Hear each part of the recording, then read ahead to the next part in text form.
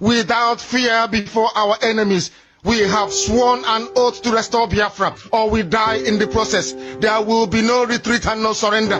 If the option they give to us is to see, we don't rest our hopes in any man.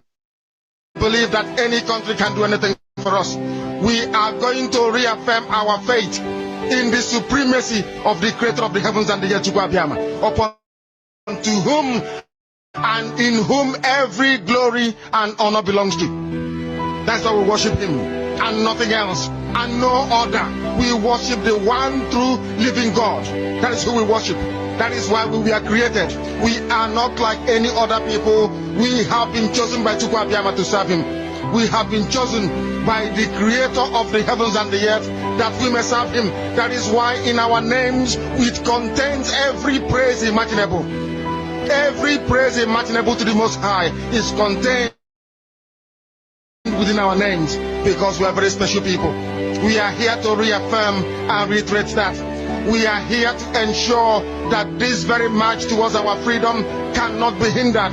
Any obstacle on our way, real or imagined, man or woman, adult or child, anything it is, once you are an impediment to the restoration of the sovereignty of Biafra, you will be destroyed completely and totally in every way imaginable. We do not forgive. There is no forgiveness in our dictionary. We are here to ensure that the death of 3.5 million people is not forgotten. It is to them that I owe every ounce of loyalty and obligation. They are not here to offer any advice or to ask us to forgive Gowon. They are not here to ask us to forgive Haruna. They are not here to ask us to forgive the Yoruba people and the Awolowo family. The reason why we exist is to ensure that their memory, that they can never ever be forgotten, that their memory will linger on forever.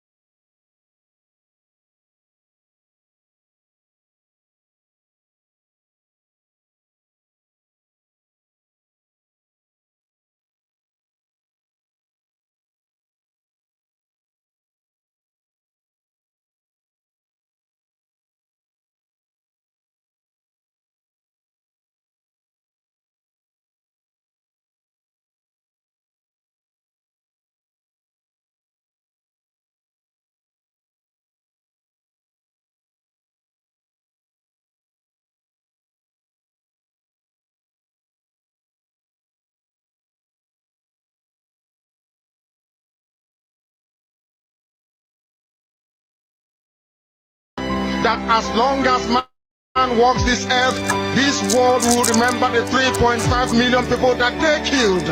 Men and women that did nothing. Children that were innocent. Their only crime is to be blessed by God.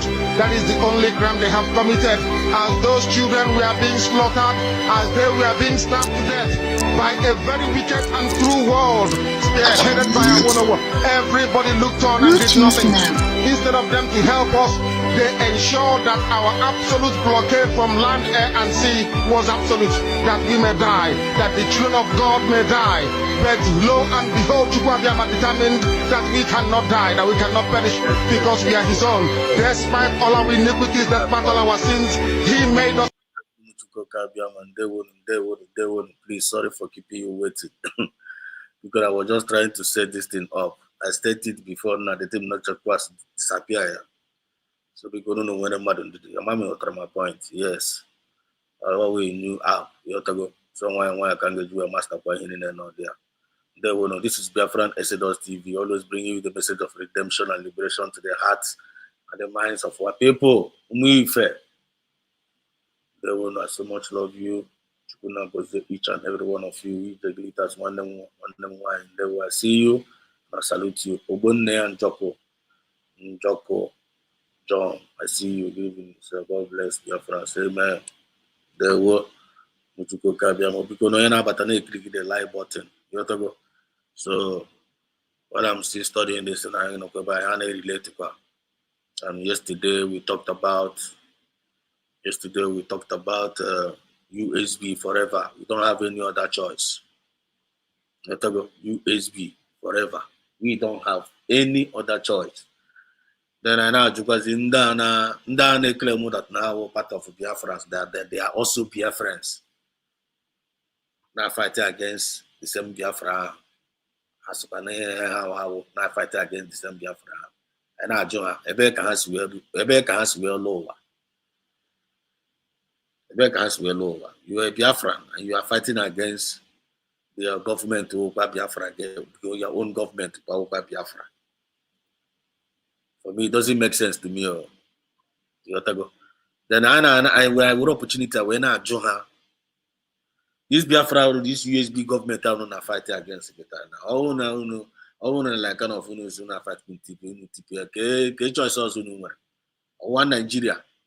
I want to give sovereign no problem. But when they start these governors that doesn't care for you, that they are puppets, I want to give them back. The answer is no. So why are you fighting against yourself? Why are you just fighting? This is the person that got so well. And I found that no one that you can now put a car where no put a man out.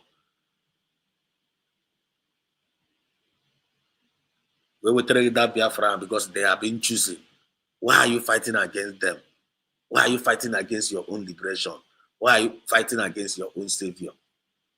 For me, it doesn't make sense to anyone who me first. So me first. When anyone who them more why man aside anyone see where they are that is the reason why we are relating, and when we talk, we understand each other. You have to go. Because I said that now two cannot work together except they agree. Madana no kata like this itself, no kata no. Your one am two na guy in Jemu, own agreement. It doesn't work that way. They must agree together in one thing. And once you agree something with somebody, you have to go like with Obi. Now when you must stick to it, you can stick really to it. You have to go. You don't want to stick to it. So God will always gonna be giving us wisdom and understanding. Understand in this our daily life, even in this our Biafra movement, because none of us is perfect though. But as long as the conscience side now, you have to go. We are good to go. Whether I mean a Bible, whether I mean a crawl, whether I mean a gauge or in a boss. As long as the conscience get the room get clean, one day you are just good to go. I wouldn't in a boss on the movement. One never gonna be a sick if you are go in a gauge or no. If you are sick if you are going in a gauge, if you are going or no, until they carry in a gauge. No, that kind of mindset is not needed in among us. It's not needed. Only in our boss, or you have Chineke and the glory of in our boss, you have to go and we require the glory of in our boss. We are near Jaka. Among you to go my point. We read the glory of Onya and our boss of Chukuna again. We are near Jaka. Then all Nago and Agija. We read the glory of Guana Gija positively. We are near AB Baka. That's how it's supposed to be. Away back if you are saying maybe you're going to boss again at his or in our boss again at his or in our Gija. Carica level here. It doesn't make sense, man. One Tribuna will always give us understanding. And this is our Biafra movement. So before I go to say for now, because while we are still playing, you can watch a good this is our mandate of Mazen and the Carlo. Listen to it because I'm disposing that boy every day. Gonna boy no blanant.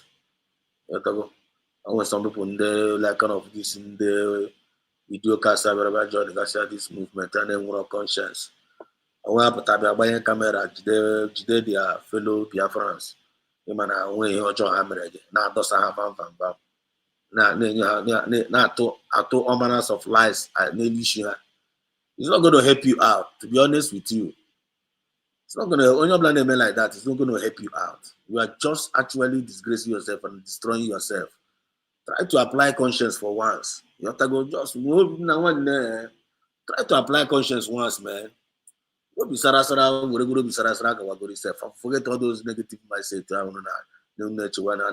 Because at the end of the day, all those negative mindsets are going to go down the beach. We just have that good mindset. And we're going to have nothing to lose about it. And listen to Mazen and the Carlo because no about that. And they click the like button. in his image. He gave us that very edict to worship him, and that is what we do every blessed day on this radio station, without fail and without the fear of any human being, talk less of an animal in the zoo. We are here to worship Biafra.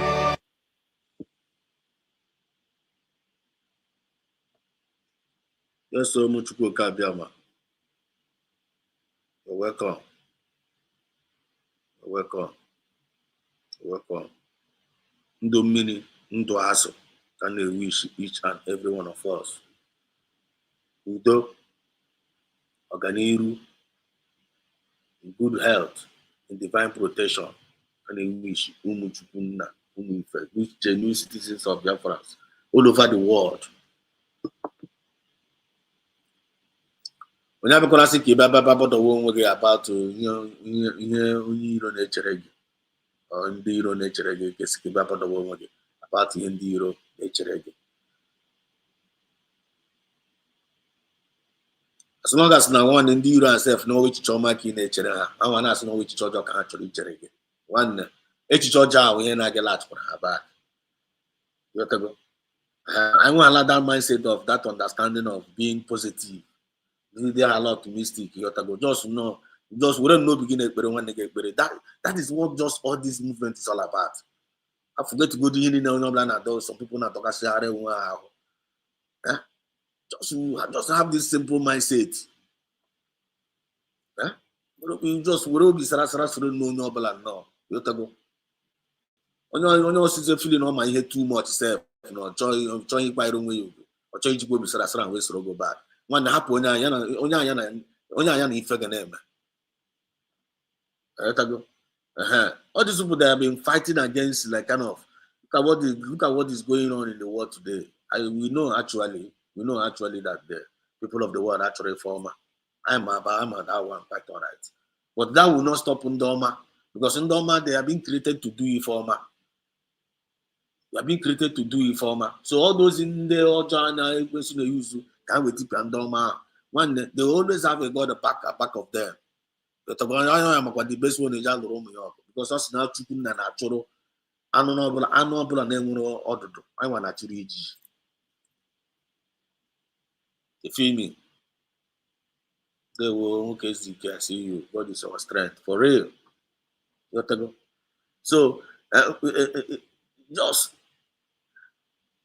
as long as you just make no go where just know when they make no go now, you're really not correct. All these people around you, and don't want to as somebody not correct grandmother. And you can know the correction. Go discover no one. The person will accept the correction. The person will accept the correction. Overall, some people know when they no katan no so senior they claim more. Cover no so someone instruction. I'm gonna advice. But at the end of the day, that person only I got choke or somebody need advice. It doesn't work that way. We all are unique in our own different ways. You can never be Biafran Esedos can never be you. You can never be COS, US can never be you. You can never be a defense minister. You can never be 247. Can 247 can never be you. Name them. We are unique in our many ways. You understand? Many ways. And in that uniqueness, I find in the many ways, that an ability to use it positively towards one another. What makes you a reasonable person? That's what makes you a good person. So we don't need to be given a chance to the room of the enemy to area our mindset. Now manipulate area our mindset towards against one another. One no blame for. When I play for a platform, you watch like you channel. It is a living example of somebody being an evil person. That's how they operate. Sowing evil seed against one another. That is the evil seed of the enemy. They are the agent. When I play for just watch them, watch everybody. I don't know if you know man name. Them say. You have seen it all. So, oh, no life for now. No level, yeah, according to what the person deserves. I need this put like this self now one the time we short channel for everybody on a trash. Narco trash. When you listen to the trash, you listen to the trash yourself, you end up listening to headache. You need to apply wisdom now sometimes. You need to apply wisdom. So an ability for us to maximize the common sense towards one another will make a very great impact in our life. Defend the mandate. Defend the mandate. I am with instruction. Defend the mandate. Defend the mandate. I am with instruction.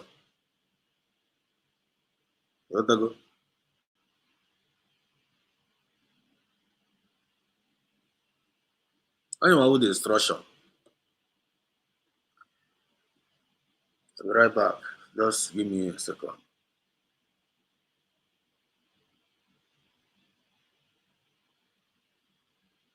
I am with instruction. Defend the mandate. Defend all the mandate. So before we go into this now, let's just listen to Mazen and the Carlo again. Because not like pay attention. Because I'm somewhat deriving more strength each new day, like kind of from listening to this more. Personally. Actually, I'm going to get about this thing again. You got inspired. You got inspired. You can win divine direction. Just listening to this. And if the option without fear before our enemies, we have sworn an oath to restore Biafra, or we die in the process. There will be no retreat and no surrender.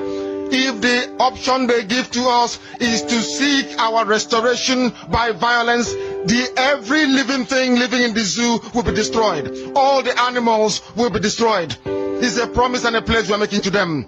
They must understand that we just don't love our country. We are fanatical about Biafra. We will do everything humanly possible to ensure that Biafra comes. It is either the flag of Biafra is raised up or I am lowered into the grave. One of the two must happen. It is better for this heaven and this earth not to exist than for Biafra not to come to pass. We dedicate it into the hands of Chukwu Abiyama, the creator of the heavens and the earth, because only him decreed that we should exist as a race, and only him has the say to decide and to determine if we are to survive or not. We don't rest our hopes in any man. We don't believe that any country can do anything for us. We are going to reaffirm our faith in the supremacy of the creator of the heavens and the earth, Chukwu Abiyama, upon to whom and in whom every glory and honor belongs to. That's why we worship him and nothing else and no other. We worship the one true living God. That is who we worship. That is why we were created. We are not like any other people. We have been chosen by Chukwu Abiyama to serve him. We have been chosen by the creator of the heavens and the earth that we may serve him. That is why in our names it contains every praise imaginable. Every praise imaginable to the Most High is contained within our names, because we are very special people. We are here to reaffirm and reiterate that. We are here to ensure that this very march towards our freedom cannot be hindered. Any obstacle on our way, real or imagined, man or woman, adult or child, anything it is, once you are an impediment to the restoration of the sovereignty of Biafra, you will be destroyed completely and totally, in every way imaginable. We do not forgive. There is no forgiveness in our dictionary. We are here to ensure that the death of 3.5 million people is not forgotten. It is to them that I owe every ounce of loyalty and obligation. They are not here to offer any advice or to ask us to forgive Gowon. They are not here to ask us to forgive Haruna. They are not here to ask us to forgive the Yoruba people and the Wolowo family. The reason why we exist is to ensure that their memory, that they can never ever be forgotten, that their memory will linger on forever, that as long as man walks this earth, this world will remember the 3.5 million people that they killed, men and women that did nothing. children that we are innocent. Their only crime is to be blessed by God. That is the only crime they have committed. As those children were being slaughtered, as they were being stabbed to death by a very wicked and cruel world, spearheaded by Awolowo, everybody looked on and did nothing. Instead of them to help us, they ensured that our absolute blockade from land, air, and sea was absolute, that we may die, that the children of God may die. But lo and behold, Chukwuabiama determined that we cannot die, that we cannot perish, because we are his own. Despite all our iniquities, despite all our sins, he made us in his image. He gave us that very edict to worship him, and that is what we do every blessed day on this radio station, without fail and without the fear of any human being. Talkless of an animal in the zoo. We are here to worship Chukwuabiama.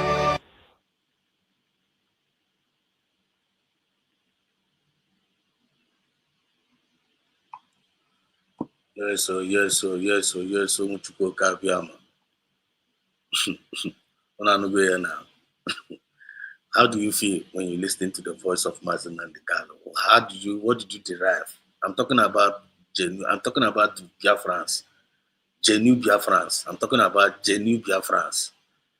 Because I don't want to, I want to be, actually, I name my address, genuine Biafrans. I don't want to be addressing the Yotago. I want us to be talking to ourselves. We that call ourselves genuine Biafrans. I want us to be talking to ourselves. Can I derive from this voice of Mazen and the Kano, our leader? Defend the mandate. Defend the mandate.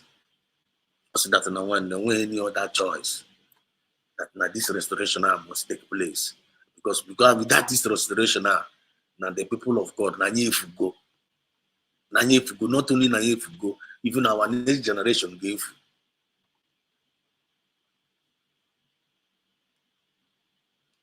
So people of good conscience.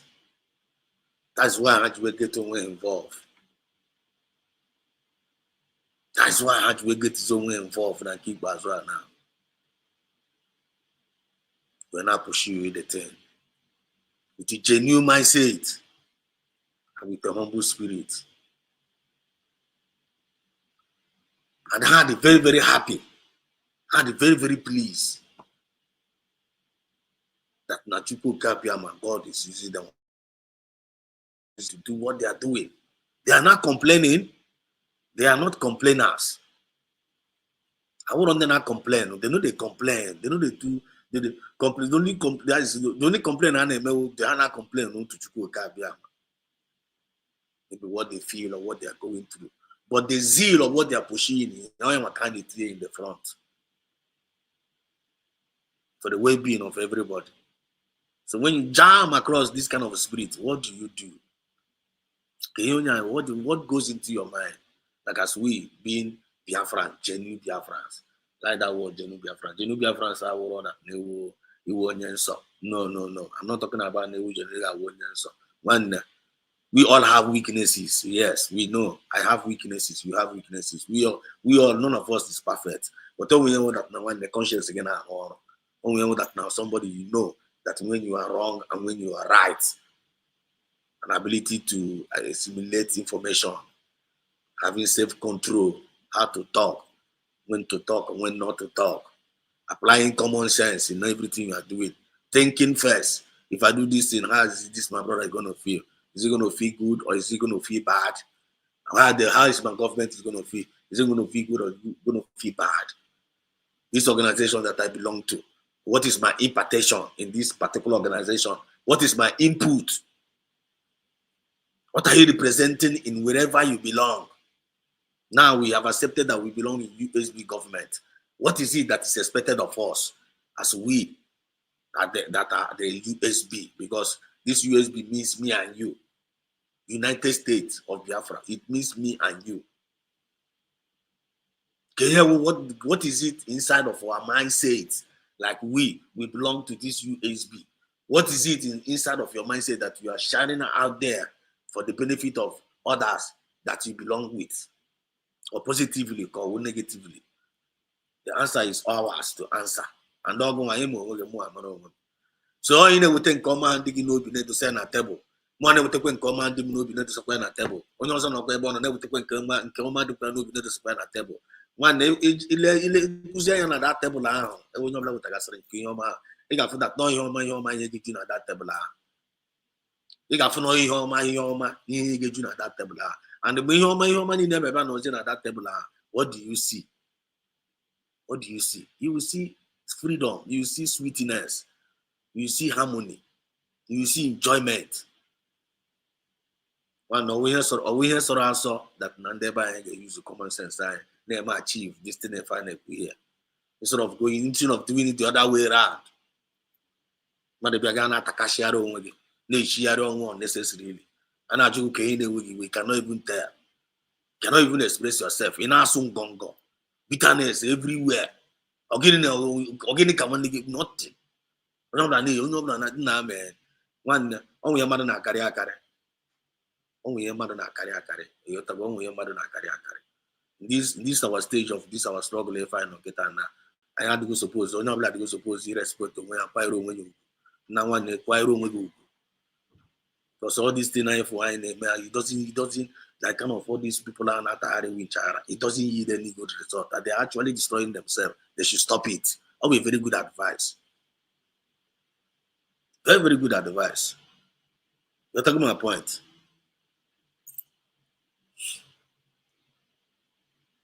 Now, I think I'll be able to get now. One note if I discuss about this thing, I know black feeling that no when anything not lottery cheap in. I see you, Ngozi Morin, child, mommy Ngozi. Devil. Please, is my voice coming out clear? Let me check the video. I think good man now. You just greet can you check the conversation? How is the sound? How is the video? I wanna get response from you guys. They will. What am I trying to say? Without that mindset, for no good, Tigasian at table. One, you have done good. That for no black no ever, no black are they happy. So it's high time. No black are when you know go. At least respect all when you pyro yourself. We go to Sarasa for how things will be going on, and the revolution, and the mindset, and the message. I ain't no choice. So you might this is find out we don't get choice. And when any choice, I want more to get it right. One, we don't have any other choice. Because if you don't get it right, one is still going to penetrate everybody can have powerful. So our people, it's time for us to apply our common sense now. Happy sentiment. Leave sentiment alone. Do the right thing. Let everybody go not like up the way you do good to win at table now. And see how we're gonna roll. So if name in a way can't you see what is going on in their camp? Huh? Can't you see what is going on in their camp?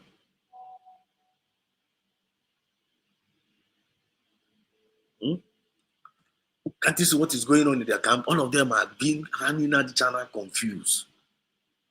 Those Egyptians you see before. Before this Egyptians you see now. You're not gonna see them no more. Some people turn away man, I know that now the enemies of this Biafra, the enemies of this our freedom, all of them are heading towards the Red Sea. There's some people turn away. Thank you, my sister, for confirming it. So it's very clear. Thank you so much. Thank you so much. I see you, Mary Ike. It is true. If not for MNK and is it true? If not for MNK and MNC, Biafra, do you think Biafra have been forgotten as the guide turns into century? Is it true? If not for MNK, Mary Ike, the question is there. I need to get the answer from you. What do you think about this question? Give us a clue of this question. Give us a clue of the answer. Then the camera is where, but as we will say our own answer. Very important. Medike also said, God bless Mazin and Nicolon and Mazis and DPM and Biafrans that are on the right path during the day. Confirm. That's it. That's it. So much people Kabiama. Or the very imperative now. Or the very imperative. Can't you see? All of them are confused now. All of them are confused. It's very, very funny. It's very, very funny. It is not funny. Not funny. Yeah. Because when I but I click the like button. Click the like button. Meanwhile, let me come with this information.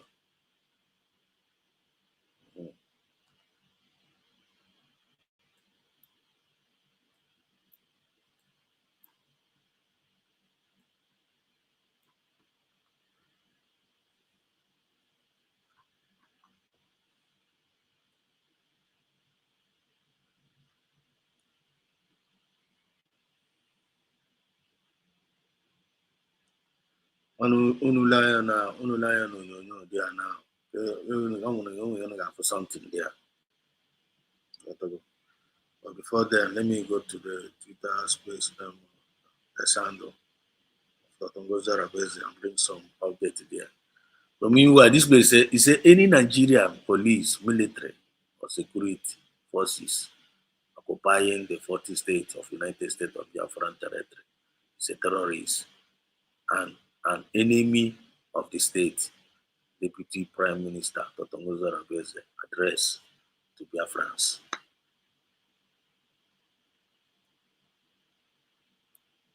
You see the update. This one is coming from our government, USB, our own government. This is an information from the office of the COS, Dr. Rabeze, DPM of USB government, the surrogate of PM Samaneba. All this thing and the way he were surrogate. What is surrogate? Some of them surrogate and Abahara. That word alone, surrogate and Abah, some of them are. In the name of Jesus, the thing that's surrogate. I know the surrogate of PM Sabinepa. And another thing about that word, defend the mandate. That's what couldn't pay attention. But one thing about one surrogate. Why would you ever Why would you ever Dr. Rabeze? Why? That thing they make them crazy. The thing about her. You understand? That thing about her, that surrogate. Why would you ever that thing number one, then number two. Nabahara defend the mandate. Defend the mandate on Abahara. You for this, for any Puarikatana, name is Kasivka, like I did. You might bitter truth na Dika during the rainy season. Some of us in the Torona village during the rainy season.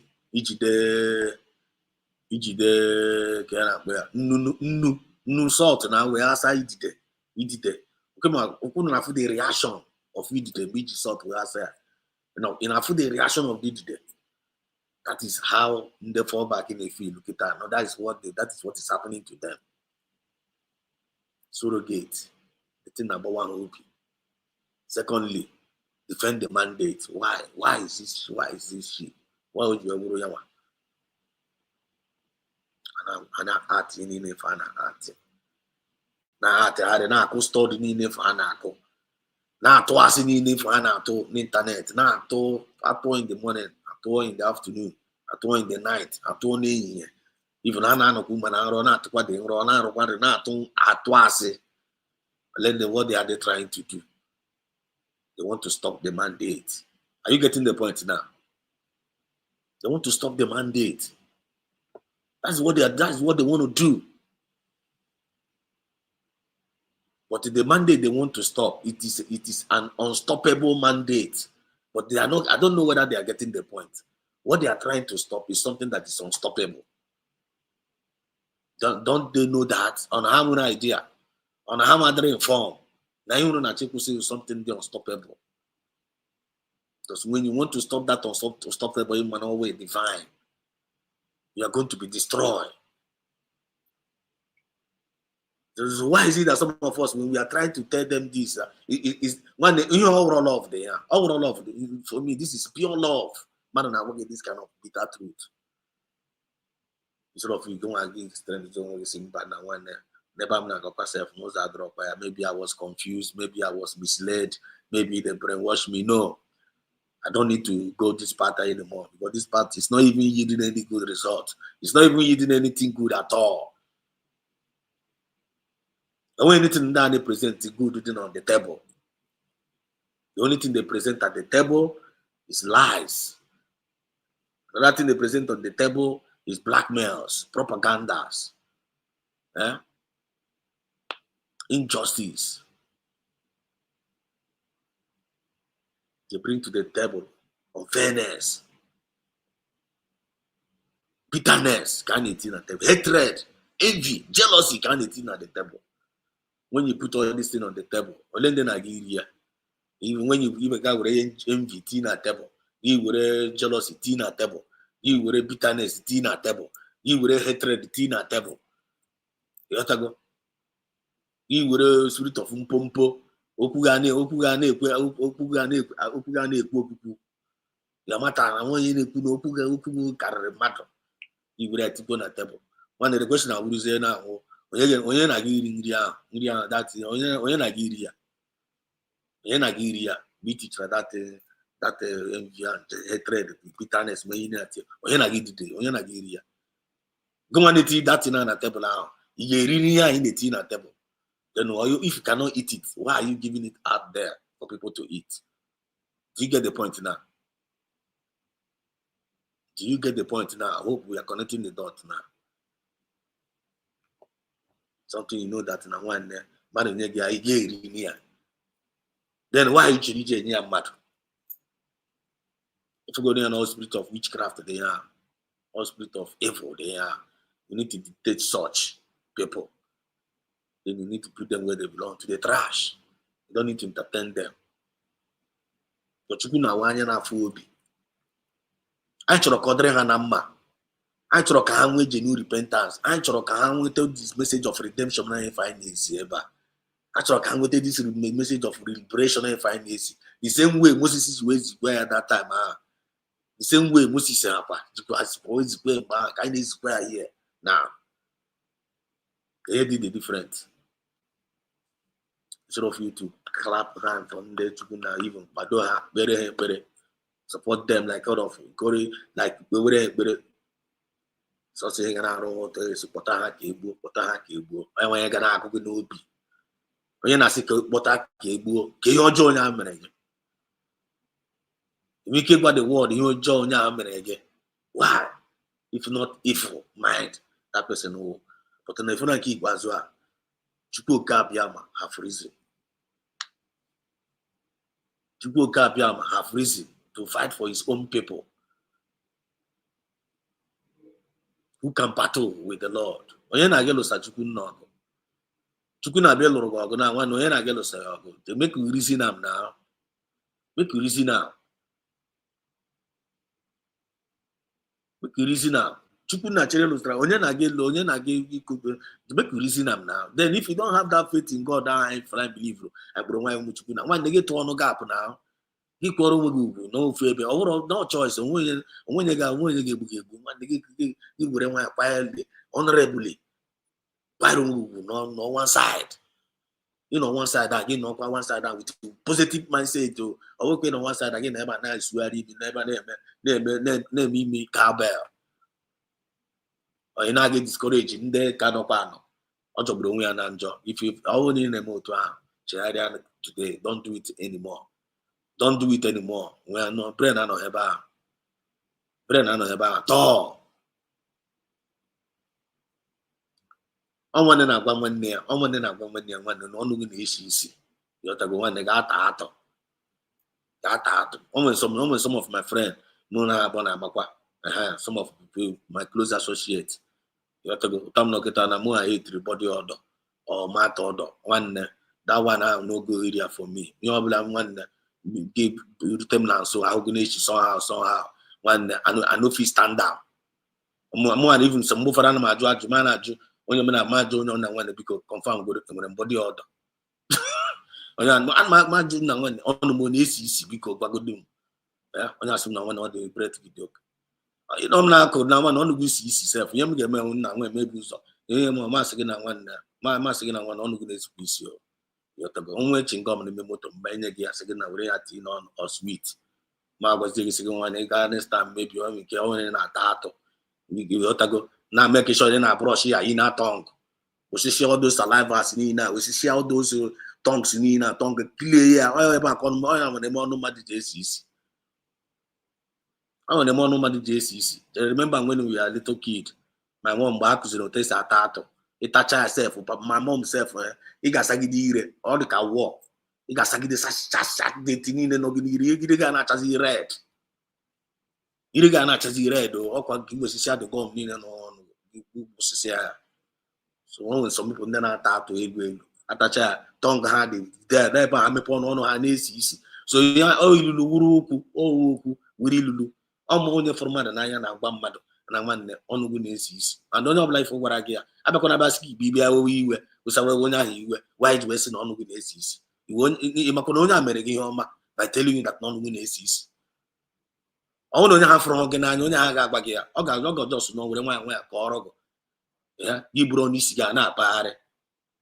You bring yourself more shame and more insult because of getting somebody cannot correct you. You're supposed to be learning a lot, and when sometimes experience teaches a lot. So when you're from one year, no near easy. And the only man like that, and one offer organizer. You get a tato. One for the men with Tom Yonya or Chingom. But for the men not baran me put Chingom now. Before I may wear a piage, now one they were away on. So that they are according to Katakara, Karina the restless. You have to go. I don't want them now one. All tacos with the at this Biafra movement here. When they don't have this Biafra movement, and one day, I may for how long no her in spiritual on hand is bad. And when on hand is bad, there was certain season with wisdom, there was certain season with understanding. I may for how long no her, they will always spew out rubbish from their mouth. Then it butcher rubbish on Nigeria. Nigeria. At the end of the day, that rubbish will still be waiting for you. Go and buy the rubbish, you still go there and eat it. Or going back to their vomit. Not very understanding now. Very, very, very, very necessary. You have to go. I see you. Charles Moses Akuma. Onye mokwe as we are moving, as we are progressing, onye need watch the on the matter. Nothing too personal. I don't know the general note. Then you got general advice. Now talk what to ourselves one way or the other. Then you go one advice to ourselves one way or the other. Then you go one encourage one way or the other. No, at the same time, never put one towards one another. But don't know that name what time you say, man. You want to in a the other way around, keep that TPI. One no one I get TP aware. When I get TP aware, all the very, very simple. Because na keep as well. God is raising genuine mindset that they will do the needful. Your charity begins at home. When you name who we cannot give you that side there. You have to go. I will carry my ambassador. I will move to France. I will ambassadors of peace. Ambassadors of peace. That's who we are. I want ambassadors of fairness, equity, and justice. Everybody find that I want kind of represent. Every place we find ourselves now, we represent time, in spirit and in truth. And the one I represent, everybody find that you don't want to represent it like that with us. One, I can't see your bag on. Okay. For one now I drop for a year comment session. I swear, I want that ambassador of that peace, yeah. As we, genuine Biafrans, that is who we are. Ambassadors of peace. I'm a Biafra. When I'm saying now, we're Biafra, no way Biafra. nwanne gba were anya gị kụpagide n'ebe onye ahụ nọ na kind of na marakwa ma onye ọwụ ambassador of peace. Check the way the person talk, check the way the person reason, check the character of the person. The man will fall in line of an ambassador of peace. One of fall in line as ambassador of peace. This was now. Then all need to plays the role of teacher. He changes on now. Ye position, season, was the owner, and one. On the goodness to peace. On the goodness to peace. You because one now. Was thinking why you was there on the this is who are you? Who are you? Say no, want to tell me. One against okay, so bad. Ebe what I can only say in this. Instead of we get your or trying to do a task who can go this season with his witness. People can be comfortable staying around you. When they get to know your job can go again. Okay, I'm very, very sorry. I come back again. What Jose will can go because you put on this cigar. I don't want to see the on this cigar. Just go me one and I'm a couple of car. You want to shift to on your bruise on this, on your bruise that on this year. Jose way, man. One won't be your gym on ya. Won't be your gym on ya. All they are killing us ABC. Telling you, we are the good Biafrans. We the good Biafrans love you, good guys, for all your good job. Charles, Moses, Akuma, you're welcome. Thanks for your nice work. Thanks for your kind words. I appreciate. And as we make our bed, so shall we lay on it. Exactly. So now, our COS have given a word. So any Nigerian police is talking to Biafrans. Biafrans, are you listening all over the world? Don't have the privilege you wanted this thing. You have to go.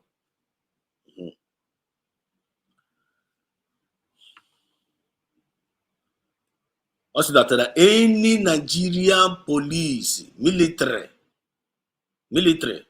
or security forces accompanying the 40 states of United States of Biafra territory is a terrorist and an enemy of the state. Here now. Any Nigerian police operation can appear in a Biafran land down. Now, only way terrorists can again. Any Nigerian police can appear in a Biafran land after the declaration of Biafra in Finland, the declaration that certificate, and then they go around Nigeria, open a government. They have written to Nigerian government. Biafra now have his own government officially. Some of them will say there is online government. What is it? Online people show us your embassy. Give us. They will just mocking, laughing, but it is a reality. It's a fact. It's a truth. Biafra is now a sovereign state. Take it or leave it. They say they go to Nigeria officially. They have written to Nigerians officially. Nigeria now USB now is a government. So take out your armies away from our land. Take your armies away from our land. They don't have anything doing in Biafran territory anymore. They think that they are joking. USB, and who is this USB? Just like David and Goliath. Just like David and Goliath story. And who is this David? Who is this USB to give Nigerian order to take away their army? Who is Dr. Ngozi Arabeze? Who is USB government? Who is Samanepa? Who is Mazin and Carlo? That kind of question. But the announcement has been made. Just like we're making the announcement, stop fighting USB government. We are telling them, stop fighting this USB government. This USB government represents divine mandate. They don't want to listen. Now, tell them now, take away your Nigerian army out of our land. Don't want to listen. And some of them are still playing adamant, playing strong here. But based on Chukun Harazigo, God have reason to fight for his own people. This battle is no more a battle of man to man. We are not talking about man to man battle here. We are not talking about gun to gun, like kind of this gun to gun, even though one way or the other, gun to gun, something like that. But I'm talking about the spiritual war. Take away your army out of the land. Yeah, Joe, don't worry. That word has been declared already. And you must be out of the land, whether you like it or not. There must be out of that land, whether you like it or not. All the men to the homage. No man use your man on one. Because all a divine mandate. So if you're a Biafran, you need to support. If you're a Biafran, you need to be reasoning like a Biafran. If you're a Biafran, you need to be reasoning like a Biafran. Don't be a Biafran and be reasoning like in the one Nigeria. How can you be a Biafran and be reasoning like the same way Nigerian, in the one Nigeria say reason, does it make sense? Why you know this kind of announcement, then you need to talk to your people. One no for the Nigerian police and can bad terrorists. One no have a bubu. Ndị from the China, Nigeria, all of them are terrorists, Nigerian uniform, and terrorists. I think have a way people thereby. One is it very, very hard for us to understand. Then somebody now one they represent the government. Now the same thing now. Then you see some of them will be mocking this kind of information. They will mock a CCOS. Why you should you see, no, he's a chief commander of the terrorists. You're not confused. It's not going to help them. But the word has been declared already because all the spiritual, the word has been declared there already. So if you want to pay attention, take away your army, do it to your own good. If you don't want to take it, don't worry. Don't worry. You guys are getting the point. Let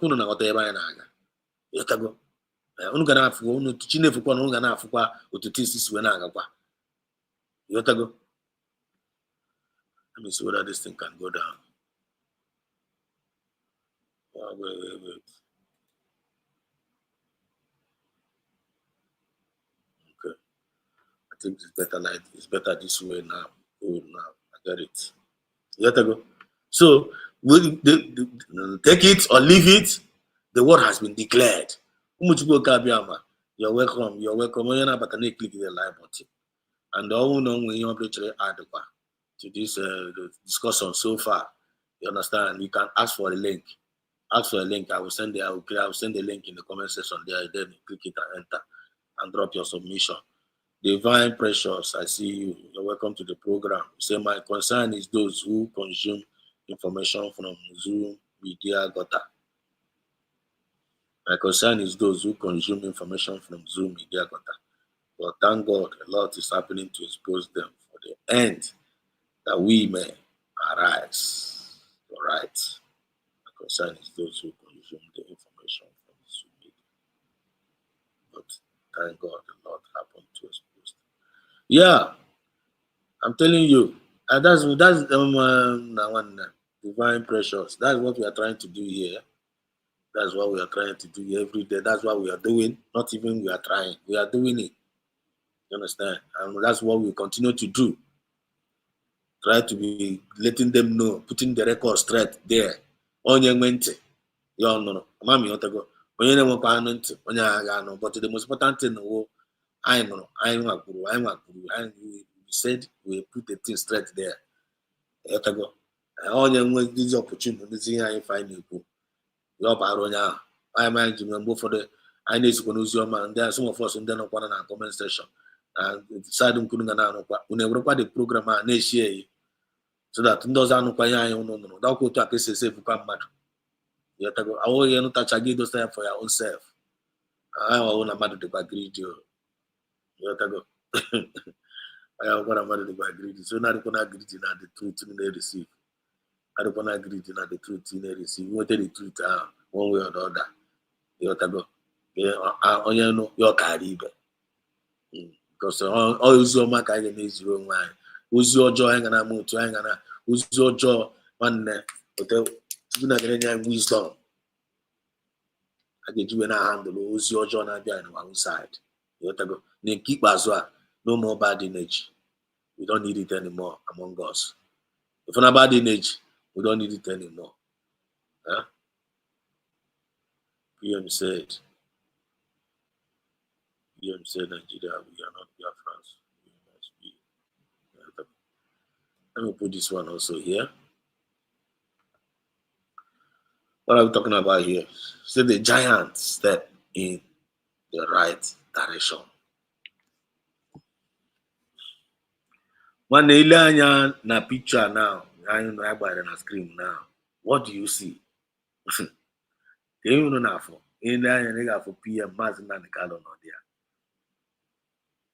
Because what we do is more spiritual than physical. PM Samaneba not there. Design it. If you have the grace, not now they are made up. After they are using Gozi or Apueze. Samaneba, the dragon. PM Samaneba, the dragon. And then Canon Etiti, Bruce the Ngozi Chuku of Ndiora, Umo Biafra. Not in the middle. Then my master and the Calabia was the lion. For the move. Or the Corona affair very clear. What does that tell you? We are talking about divine mandate here.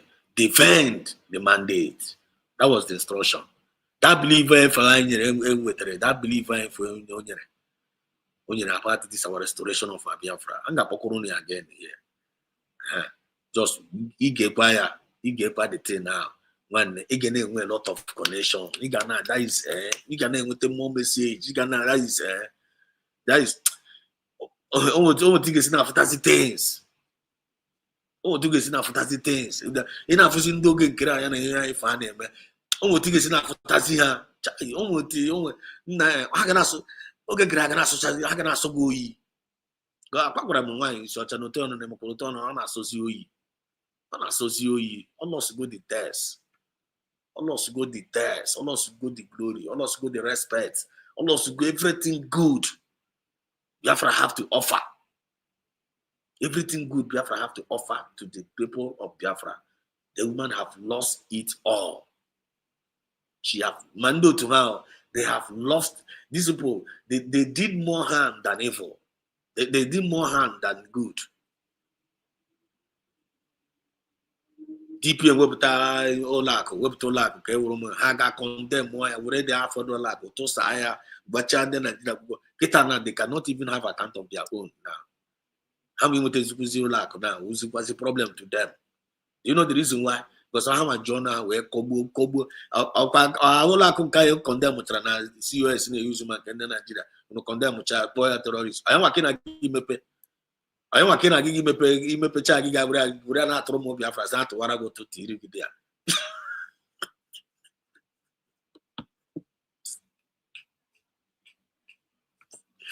I don't know whether they get the point now. I'm going to get the point, right? You don't get here. After no condemn, we try all lack of serious government with no condemn boy terrorist account. All lack of the full and Nigeria account. I don't know to unity or not to know.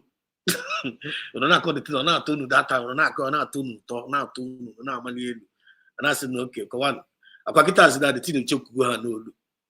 A quick condemn which I can't to one again, a major or a make a taste of them, the ruin number. No government no condemn. It has now how much you know herself. If you not, was you lack. Was you can't target you. How many mistakes we put couple family pray. Mangara Nigeria. Or let the Kana Guinea, come Biafra. I couldn't move Biafra again. The new resident can't load Nigeria and just they buy more Biafra. Say, put money here as men on fire or one you short men on the ground. Give what I can't move Biafra. Without the account, you move Biafra. Now can't talk, I can not total. Then the men on the ground. Biafra, I can see I can't the with his opposite account, I can see, oh, I can't buy a pack, each super. When I'm not a quick men on the ground. Why do you condemn with the basic? Why do you punk here if you go near the thing that you go now? Because after that, no one put on your black or I don't can get on. If you're not one and that after the redeclaration of Biafra, after Finland, all that Kurama. Kita na ya fana gabi gatu aga na gabi gya When always go kawashi. The answer is left for us to answer. So get on to here now. Kunu kampokwaru no this thing again now.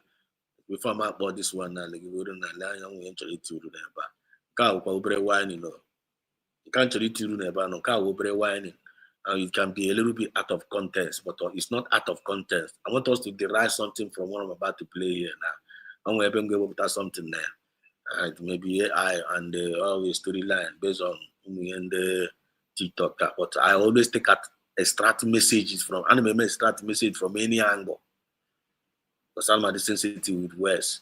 So go to the you got for the number now.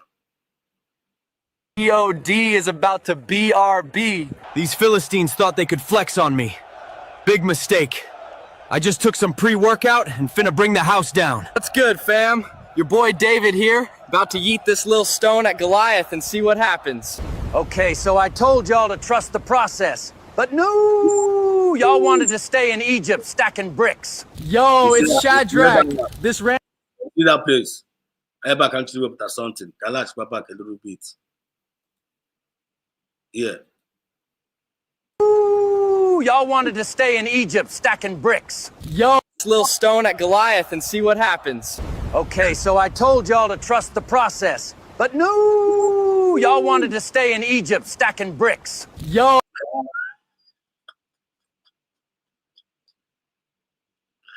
Well, no, nothing. I'm going to reopen it.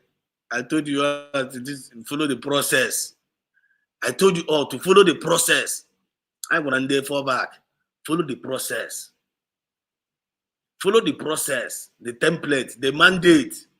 And if you back. Instead of them to follow the mandate, they were following chatter. Chatter will have brew nishi. Kita now. Chatter and kita now. They don't even know how to use the chatter anymore. Chatter who say for happen Biafrans will follow. They don't even know how to. I'm accusing chatter. I beg at the chatter not the self. Now I'm a kind of Jonah. When am I better chatter? I fuzzy who use the chatter again. Told them to follow the process. But they prefer to stay back in Egypt. They prefer to stay back in Egypt. Actually, couldn't get pan here one more time. Get on. At Goliath and see what happens. Okay, so I told y'all to trust the process. But no, y'all wanted to stay in Egypt stacking bricks. Yo, it's...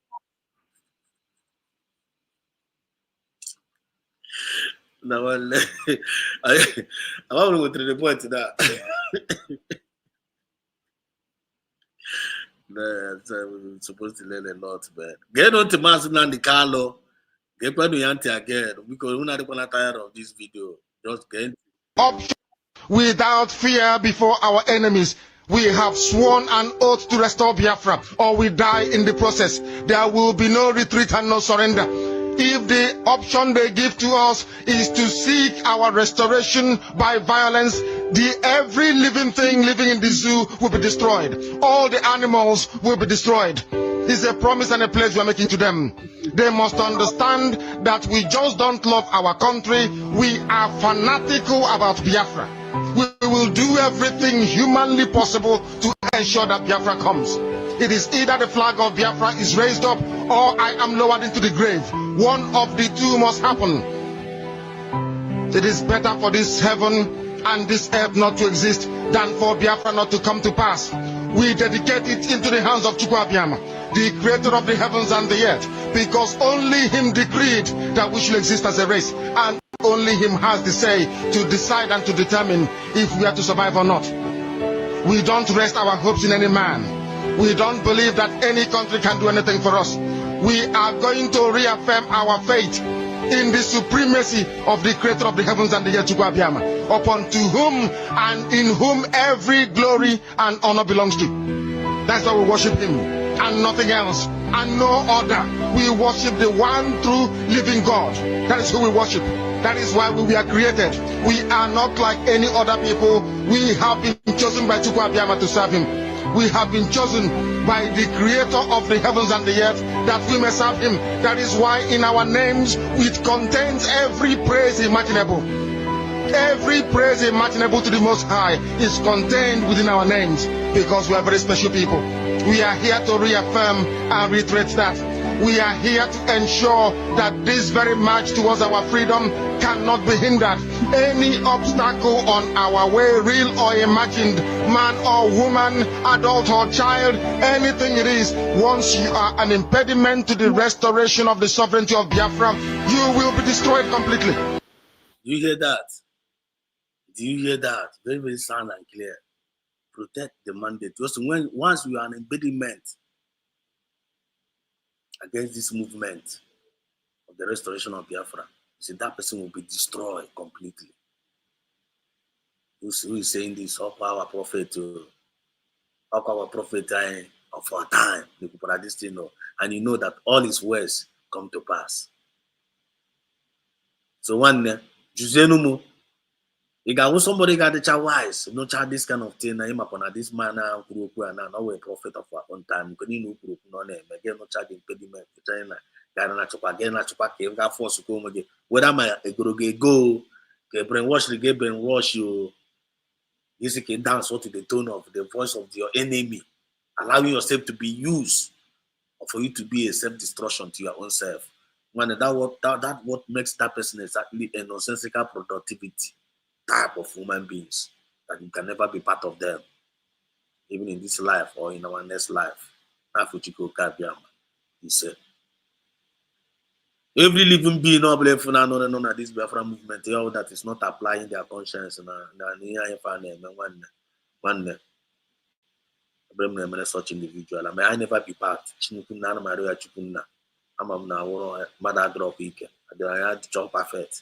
don't want to find myself with that. And God will continue to, as long as you that mindset and you be each of always do no man and this Biafra movement. I all want with the passion and the compassion. Chukwu Kabiama will always be with you. I swear to God Almighty. I'm gonna ask Roboza. I'm gonna be pagan. I'm gonna do things. I'm gonna have Lokorago. Same way he's fighting for our government, he's fighting for Marcelo de Carlo, he's fighting for PM Samenepa, he's fighting for every genuine Biafrans all over the world. Chukwu Kabiama is fighting for them. The question now, are we genuine? Are we the builder? Or are we the caterpillar? Are you a builder or are you a caterpillar in this Biafra movement? Martin have said it here. If you become an impediment, let us go back a little bit. We are here to ensure that this very march towards our freedom cannot be hindered. Any obstacle on our way, real or imagined, man or woman, adult or child, anything an impediment to the restoration of the will be destroyed completely and totally in every way imaginable.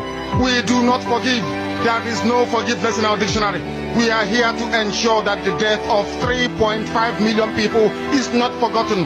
It is to them that I owe every ounce of loyalty and obligation. They are not here to offer any advice or to ask us to forgive. Go on. Do you hear that? Do you hear that? It's only them who owes every obligation. I want you people to listen again now, who we owe our obligation. I want you to listen now. When this thing, when you're this when you're exposing our own every day, you're not going to Bible. This voice of Master Talwa. That is what supposing our guideline now. Keep as well. So that nobody is going to deceive you. Information is power. We do not forgive. There is no forgiveness in our dictionary. We are here to ensure that the death of 3.5 million people is not forgotten. It is to them that I owe every ounce of loyalty and obligation. They are not here to offer any advice or to ask us to forgive. Go on. They are not here to ask us to forgive Haruna. They are not here to ask us to forgive the Yoruba people and the Wolowo family. The reason why we exist is to ensure that their memory, that they can never ever be forgotten, that their memory will linger on forever, that as long as man walks this earth, this world will remember the 3.5 million people that they killed, men and women that did nothing. children that were innocent.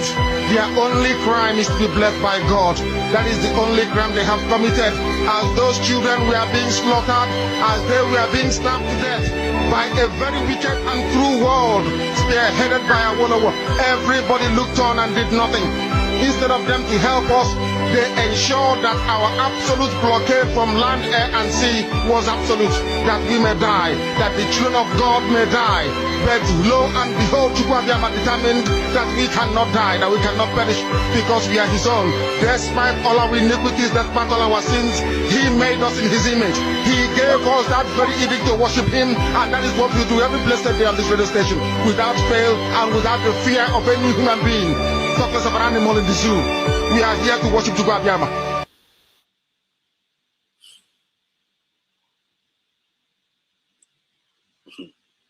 Thank you, Ahomadike. Thank you, Ahomadike. Thank you, Mazinande Kahalo. Thank you, Ian Samaneba. Thank you, Ahomadike. Your education to us was not a waste. Exactly. The education was not a waste. All the years we spent in listening to Radio Biafra at that time, we used to fellowship with Mazin and Carlo. Remember, Biafra is our religion. Remember the time, Biafra is our religion. In here we worship. In Radio Biafra, we worship. Remember, every day Mazin and Carlo will spend complete 3 hours talking to Biafrans, talking to the world, energizing us, giving us words of inspiration, giving us words of prophecies, revelations upon revelations, giving us words of wisdom. Man, I ain't got the school of man. Thank God it was not a waste. Without the words of Martin and Carlo, Madagascar confused now by now. But no waste here is keeping us moving. And that is what this our sister just said here, divine precious. Thank you, Ahomadike. Your education to us was not a waste. It has become energy that kept us moving. 100% right. 100%. This precious are when we only if on the system. On the rain. Telling you. Thank you, Ahomadike. Moving forward. You know, now. I'm going to talk about because this is our brother, our politician, quite all right. He's a politician, and Abia State, our politician, Nigerian politician, but he's like kind of trying to like buy the minds of his people, and the people of Abia State are very, very happy of him. You got to go. So people are very, very happy. At least he was able to put a little bit smile in the life of people for how many decades of years. So I commend this man. I commend him. I would highlight that now. I would spirit of pretend. As long as no would spirit of pretend, genuinely, all of his people of Abia, you all know genuinely, all of them, even though none of the Nigerian government, you all know all of them genuinely, you all know the one. I don't have anything against him.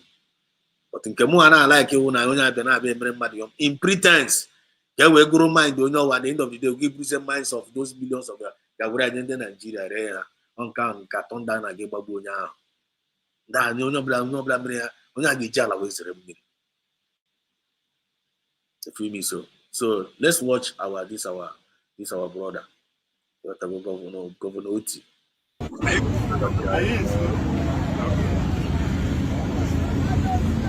His Excellency. Are you in school? What class? Yes, what are you doing here? They are supporting your mom. When will you, okay?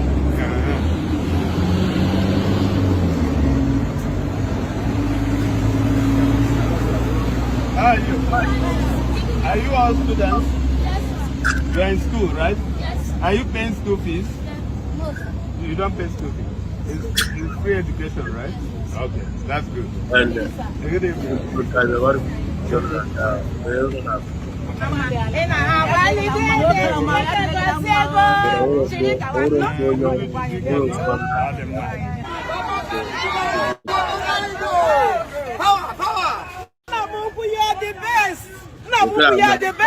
You see?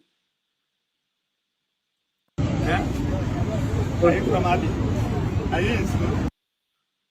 Can you know here now? You're not going to have a no witch.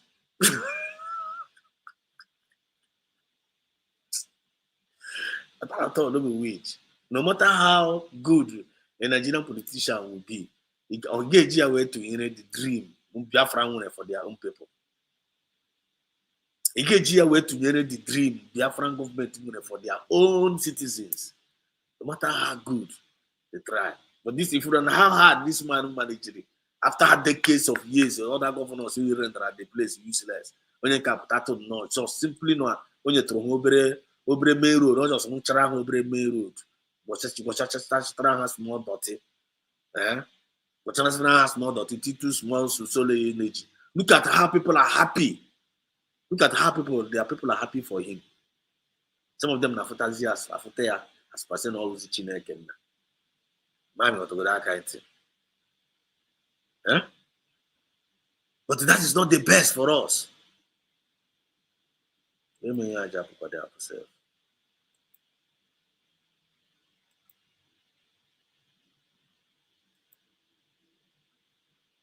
You go? That is not the best for our people. So Obinigwe na moto seme is one things. You go? I go one, I go two. For this man to have this kind of at least this atom of good heart to do this kind of thing, that is hope. Biafra is here. Biafra is going to give our people the best. So long as Zoo is concerned, they are all rotten. I tell you, but these people are all loyal to Biafra. I'm now when I'm to work with the bar now. I'm in the bar here. No matter how good they try to be, you can never compare them. You can never compare them to what Biafra have in stock for his people. So because no much go Kabiama. This agenda, if I need to now, my any design, I'm not call too much go now.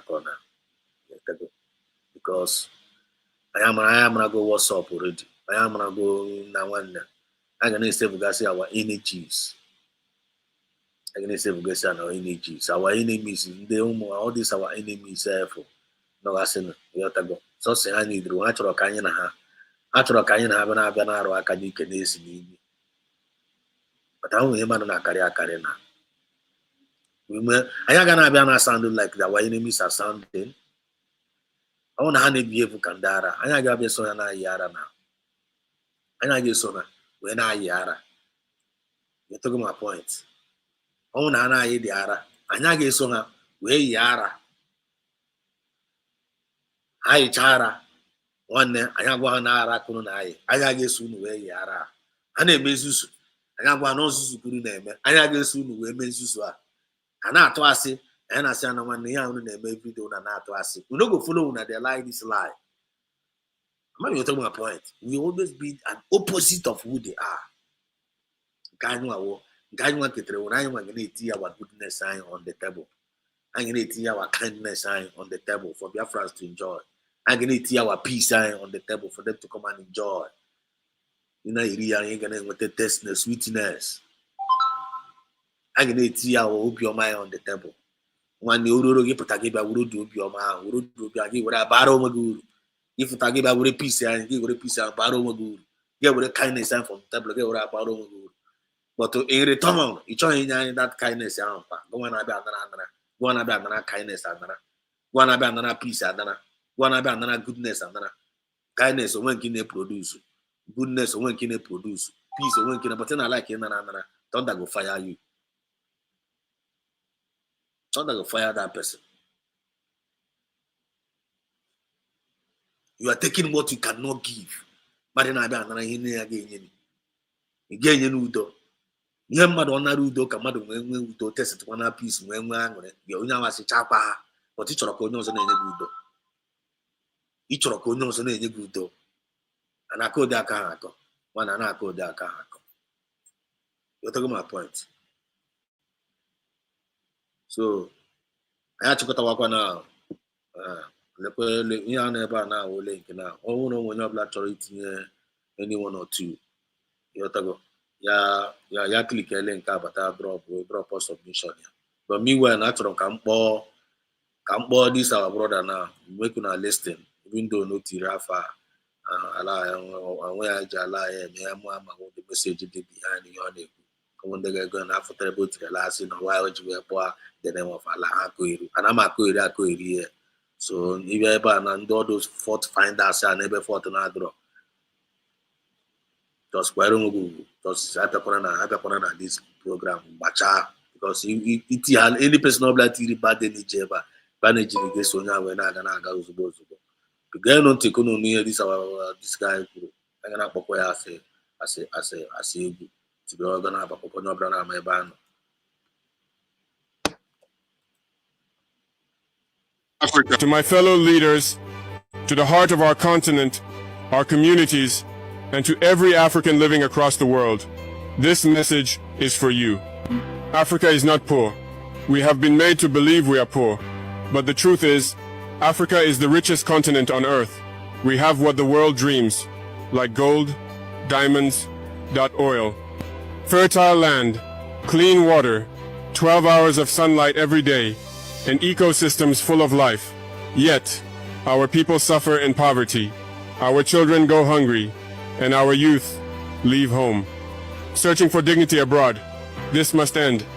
We have 54 independent countries in Africa.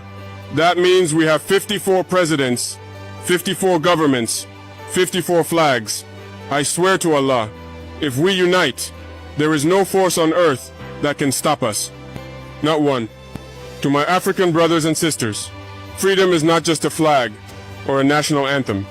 Freedom means building our own roads, controlling our own resources, teaching our own history, and shaping our own future. For too long, others have used what belongs to us to grow rich. They take our minerals to power their industries. Our cocoa makes their chocolate, our oil fuels their cars. Yet our people walk miles for water. Our farmers struggle while foreign companies harvest our land. To the youth of Africa, you are not just the future, you are the present. You are the energy, the voice, the courage that this continent needs. Rise with knowledge, with skills, with love for your land. Do not be ashamed to be African. Be proud, be bold, be ready to defend what is yours, not with hate, but with purpose. To African leaders, I speak with respect and humility. Alone, I can only do something, but together, we can change everything. I need you to be my shoulders, and I will be yours.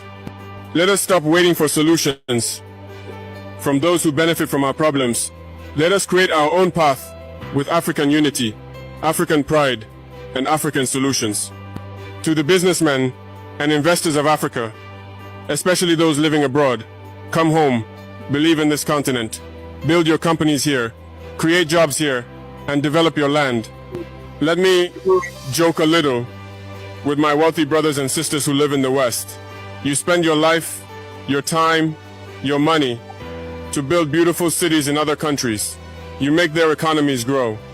But when death comes near, you say, please bury me in my country. My dear brother, listen to me very well. Africa is not a graveyard. It is a land to live in, to grow in, and to build in.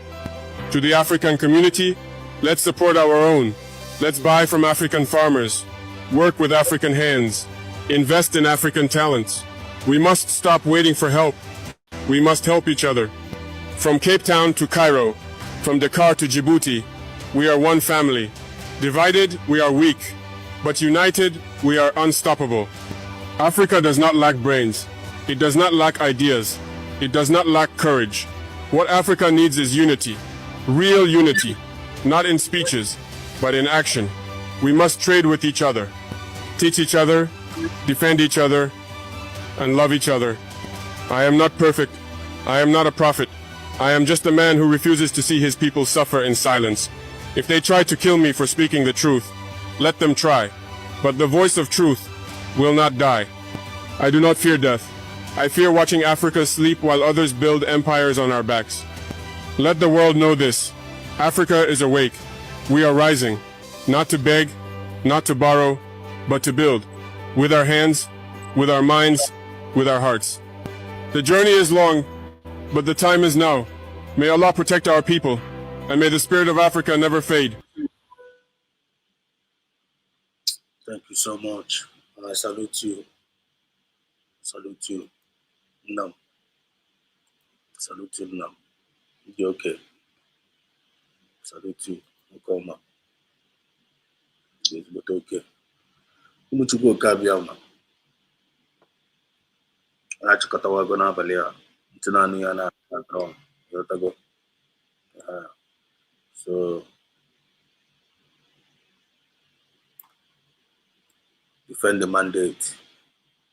Defend the mandate. That is the instruction. Yotago.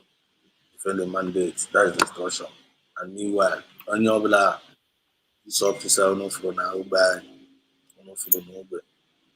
They are no more. They are terrorists. Army, Navy, any Nigerian force from Naban, they are terrorists. They are there. Everybody able. So Bob left for her. My make sure neighbor do that. They have to go. Abubuwa they should leave, and they must leave.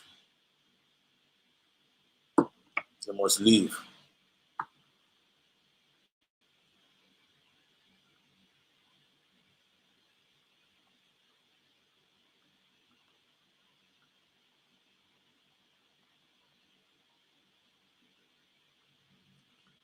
Just hang on a minute.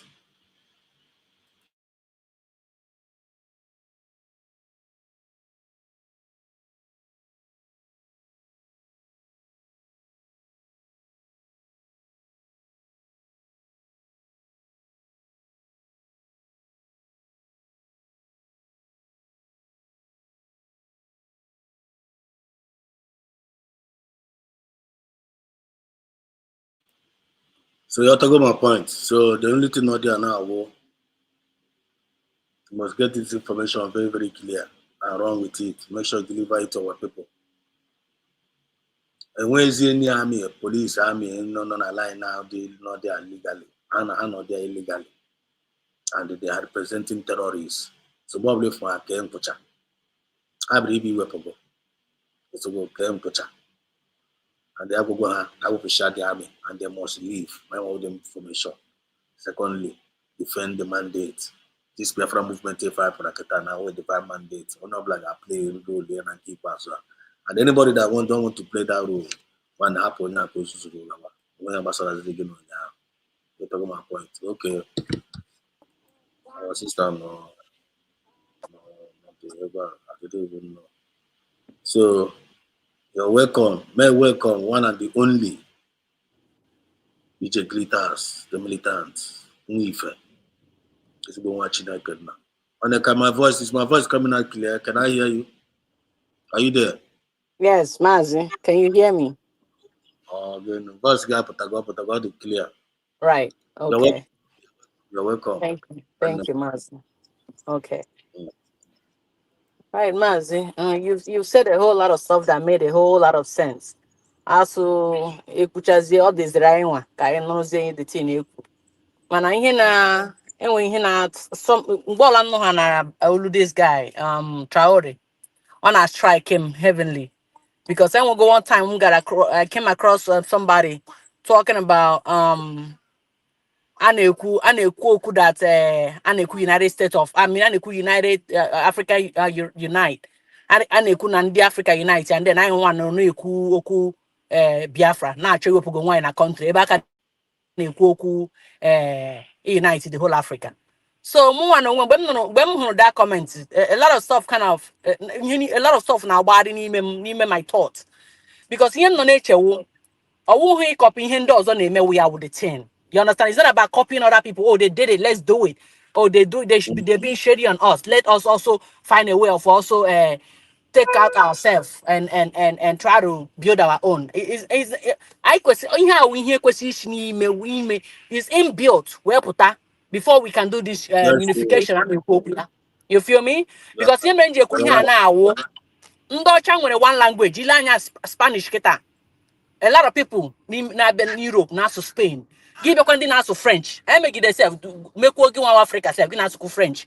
Give kwandi English. Ndi UK, United Kingdom na so English. Ndi America na so English. You understand? So they are united in different ways. Mere ha to be able to achieve what they've achieved so far. But muna ga about Wunda Africa. I go to now only Nigeria alone. Ima how many languages involved now to start with. Then I bet you and Kendi Ivory Coast. I'm how many languages how and also there. I bet and Kendi so I begin West Africa alone. I don't know how many languages I got tally. So with this, my question to you this afternoon is: will this be possible? Being that we are cultured people and there are a lot of there are a lot of cultural things going on, and a lot of logging ahead, like English shoulder this thing among Africans, ego issue. Will this even be possible? Can we just go on and on? Can we just double tank them then be a civil war? Alwazie or ga come back either Biafra, onyola dora Biafra. You don't take again. Can they nina zoke ha so take ha don because they want culture na guide onyola. No buruha na nasu so hanasu. Ka ore why got United Africa, United Africa. Then I bet you bushy shoe why. That's what I wanted to say. Mazi, can you hear me? Oh, I don't think he can hear me anymore. Hello? Hello? Mazi, I can't hear you anymore. I don't know if you can still hear me. Okay. Can you hear me now? Yeah, where did I stop? Because I was telling you things. I said a whole lot of stuff. I'm not sure what it'll be a question. It'll be no last. Getting came last. Or you didn't hear anything at all. The thing happened. I am can you hear me? I'm not the thing. Okay, no problem. Come how much I can recollect and say it over again. Okay, can you still hear me now? Yeah, I'm hearing you now. All right, you know that sometime one day I came across somebody knew that Akaneku United they want to unite Africa and I want Neku na do Biafra. You understand? So when a lot of stuff we are not got within me, like okay, in the Africa when a lot of I mean in the Europe na actually copy hang Kaime United Africa. Remember that in the Europe hang one language na guide the and then like in the Spanish now, in the Spain, a lot of people speak, a lot of countries speak Spanish, and they look at English now. In the United Kingdom, in the Britain, they speak English. In the America, they speak English. So they were able to unite in different things with their currency and a lot of stuff, right? So yeah. Then I want to you like I'm saying this in coming from Traore's standpoint, his stance. Okay, I understand. Yeah. we need to unite Africa. But remember, Africa, we have different languages. Only Nigeria alone, when a lot of languages. And then give on that, West African countries, they speak different languages, and then different cultural group, different cultures, different things going on. You understand? Different cultural practices.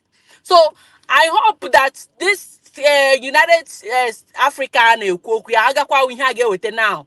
Then I be able to show them civil wars, different kinds, different variations. In terms of because of what? I mean, in terms of uniting Africa or whatever this way. Yes, from Traore's point of view. No. Okay, let me make this thing clear from my own point of view now. Yeah, like from me, whichever online and care. Right. For me, whenever I take any abstraction from Traore,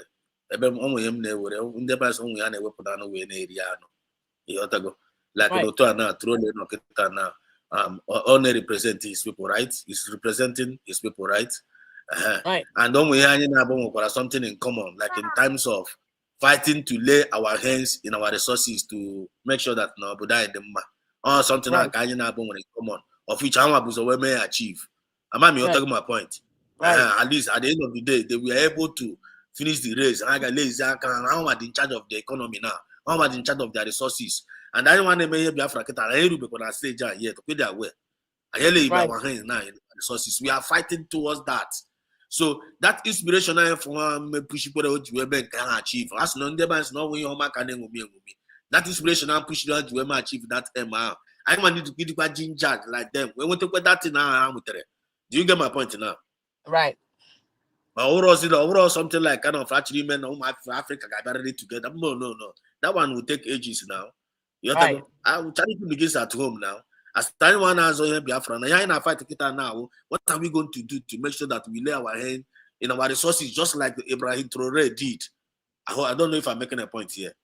And for us to achieve it now, I don't want more Biafra and myself. I ain't get sentiment. We must avoid sentiment. Apugasia nonsense. Some of them now go online. I can Apugasia all those nonsense. Make sure na Abakotaraka and no man because me na sin onya we Biafra, mo na sana we Biafra. A fellow Biafra mo na be opposite mo a terrorist. Does it make sense? It doesn't make sense. It doesn't make sense. So that they like that. How do you suppose you pack over no fena before you now around Hakamado? That is my message mo and easy. Then the question that get no ko dem rente. You no kamu as only feel na that one ampera na or making sense to yama. No one only use sense in Kayama they use when only one can no to us we can get with from sense here. May with one can add one and Kamuamba. Or no one can get with from Kamuapu. Your other than covering when you require adequate. But I want to work it out and learn quite a lot from you and based on where you are coming from and the point you are making. And a lot of people are making sense through that also. They will condemn it. Be their way. Somebody is even writing here now. We say, are you defending Samonepa mandate or Ngozi mandate? Evil people everywhere. Give for understanding on the car now. Right. Okay. Can I say something? Can I say one or two? Okay. You introduce the person. Somehow, because first of all, you feel me? And secondly, secondly, now let me make my point. Ima that the reason why I'm Kumaka Traora now, right? From my from education perspective, like it sounds kind of vague. Like me, then I want more with Germana that you want to unite Africa. Meanwhile, also different languages. And when it's some places say you can unite Africa, then I got nega against it. But all because now in the Africa can when the cultures, when the ego, back where in Elia, my brother, it sounds vague and also so my advice is Kaidowa Biafra because I show him Kai when the distraction. Fine, not the Makai Jido Bian who that guy Jueme we lay hands on their resources. But because here Biafra I get you see Ayeruben and United States United Africa. How me when no I na bia Kai what go to Kai anyway to keep us. Right.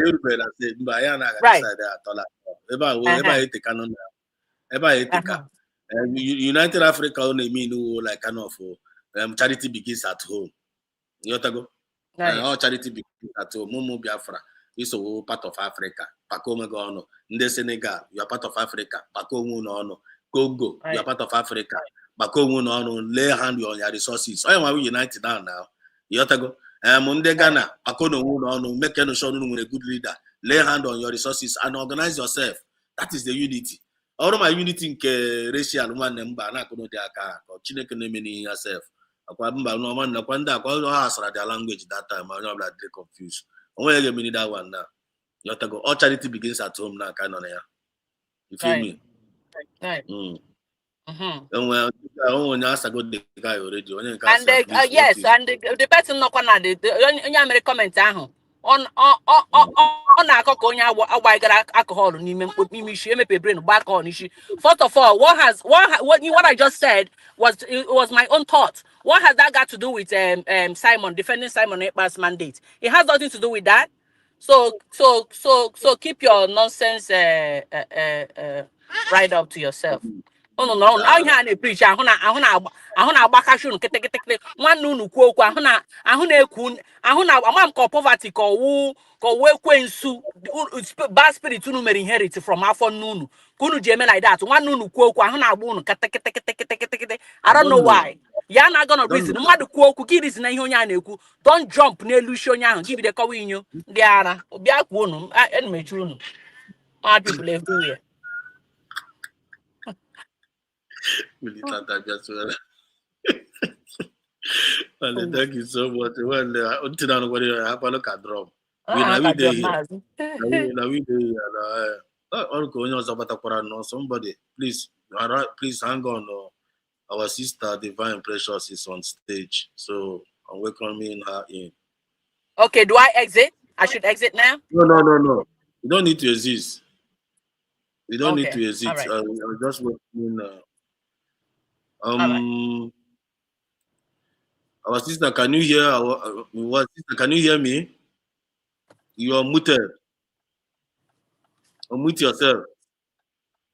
Divine Precious, are you there? Yes, Mazi Kai. Good evening, sir. When you and I'm on work and even now, I was like, It's all right. You are welcome. You are welcome to the program. This is Biafra Nesedos TV. You are Mazi Kai, Otokayo, my colleague, and my brother. can you hear me? Can you hear me? I can hear you. I can hear you now. Uh-huh. Let me just try before. But can they put to go to Kita? Good evening, Biafrans. Okay, I'm not in the building. So, but my sister no na-ekwu my part of ihe na nchọ itinye n'ihe o kwuru mgbe ọ na-ajụ ọ ka anyị hafụkwa ịbụ na kịta anyị bịakọta ọnụ anyị enwewe issue. My sister, one thing with this movement is that you have to, first of all, we have to know ourselves, which we are in a kind of the process. We are no more of, I need the open to the whole world. Not only, though we know we are Africans. Yeah, no, I need a very, that is understanding the very high, that whatever that you are doing, is here in a process whereby you want a big issue, both internationally and locally, both West and our Africa. We are we want to unite everybody in a process whereby we cannot be recognized or be treated anyhow outside. Then Anyamasi Emeko our best, because in Anyandina on the abroad. Most of them. So imagine, because like trolling now, yes, on the needful, but he call our attention that the need, don't we need kind united. If you're going abroad, like now Europe now, they don't speak one language. In on Italy in where language in Germany in where language in so they use one currency. That's the only difference. There is one currency. Which man, this man, what they call Gaddafi, try go mayor before eliminate here. You got to go now. Over a matter of language. After all, Africa, the common language whatever English. It's all right. Now we understand. Continue. I will move too small. Happy the never war. This one. So what I'm saying in effect is that or I get a problem. Even our PM has been saying it. First, then we will not come to Africa because the man not be mad. We will not gonna cook anyhow. Naturally, we're right. Because we like it, or even if we was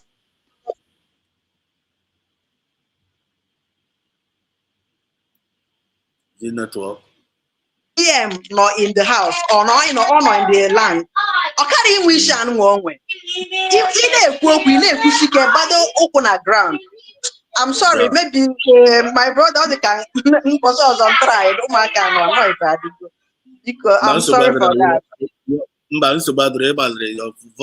Your voice was heard, and at the same time, Biafrans heard you. As long as we are moving towards one purpose, one vision, one dream, we are good to go. And with common sense, we are going to achieve all.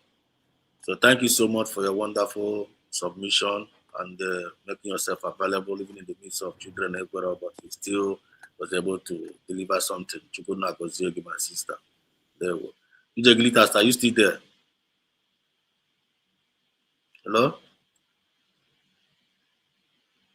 Okay, I'm Divine Precious. Are you still there? Okay, no, it's here. There will. Yes, I'm around. Try to settle Mark. I'll still come back to finish what I'm saying. I'm not having chance. I'll just give you 2 small space. I'm coming back to finish it up. Can settle. no problem. Yeah. It's all right. It's all right. Just mute your mic. When you are back, let me know. I'm still around. Yes, let me welcome back EJ Glitters back on stage. EJ, can you hear me? Yes, Mazi. Okay, you're welcome back. Yes, Maz. Yes, I have little comment to make. Which Onya is still sounding like Onya made that comment. I'm not sure if she's the one that made that comment in this thing. First of all, she's not connecting what I said with the question that I asked. She's still talking about maybe if somebody's against Biafra. Nobody's. I'm not. No, don't even go there with me. I'm still standing in the perspective of Traore. You understand about here South Africa? I'm still I got focus on here Biafra more. Carry kwa Africa, say what is my reason? My reason is because who will culture people so that is a distraction. We don't need that distraction right now. We need to focus on our I wouldn't do Biafra, I want a culture, I won't chuku. So I get focused on here Biafra, make sure you can go there before no go here United Africa. United unu and Anambra Imo State, ihe ulu na-eme unu na even onye Anambra la onye Imo State before na ha nụwa story mba o jikwa onye Imo State o jikwa ka awụ onye Anambra njikwa okere ya ma ihe ma awụ onye Abia State ọkwa anyị nwa we are the best unu nwe within Igbo self unu ejidebechi onwe unu aka ike ma ọ ka fụkwa isi m Africa sụkwa Africa soon happen Africa you all have a lot of cultures going on ọ ga-adịrị unu very hard if unu na unite unu ndị Africa unu unite go to within state even n'ime Imo State sef onye Imo State onye mebe onye mba nọ ga-abịa sị gị n'ọkwa ka ma onye Owere sị gị n'ọkwa ahụ best onye ihe a ka ka fọzi taa unu akọeri focus on na ihe Biafra ka unu unite go onwe unu na among you Igbo people go do unite na onwe unu ka ọ ga-afọkwa Africa dị too far all your point in make, but you don't naturally distract my point. Not just scatter him. You cannot scatter it. You cannot put your point. You put issue na my issue. You not you rope united because hang with a common things. And when common things how many had you united? If you people don't know. And as you on not there. Don't interrupt me. Don't interrupt me. Because hold on. Right. Ndi rope self. Inanya. Ha nwere common language enwe ụmụ culture gasị ụmụ deep culture gasị ụmụ ihe a ejikwa kara ga ejikwa nke a ụmụ ihe ndị a na-apịtarị they don't have those things even on ndị Italy nwe ji onye example ndị Italy ọkwa n'ime ọkwa ndị steeti ahụ kpọrọ nwe Italy enwere etu achi wee divide nkwa another language ji ha ọkwa Italian na nke a na-asụ right abịakwa na ndị Britain enwe ebe divide English ha na-asụkwa English ebikara abịago na Austria self the same English I can but then what English and I sound. Just like in the Igbo, the Delta na so Igbo, what Igbo has sound, but all to the same Igbo I can also. Just to let you know, and when you hear Jikoro no, and you didn't share hike. I won't make culture and can make culture cause, and can make culture cause. My sister, young with conflict of interest. All got it very hard to unite those kind of people. All got it very hard. So my point is, because we don't want no distraction. Let's focus on our Biafra. Let's unite ourselves first. Focus on our Biafra. We take it before I know ka moto bu aja. Oh yeah, my point. If we here kukuwezi na make again. Ah, you're militante.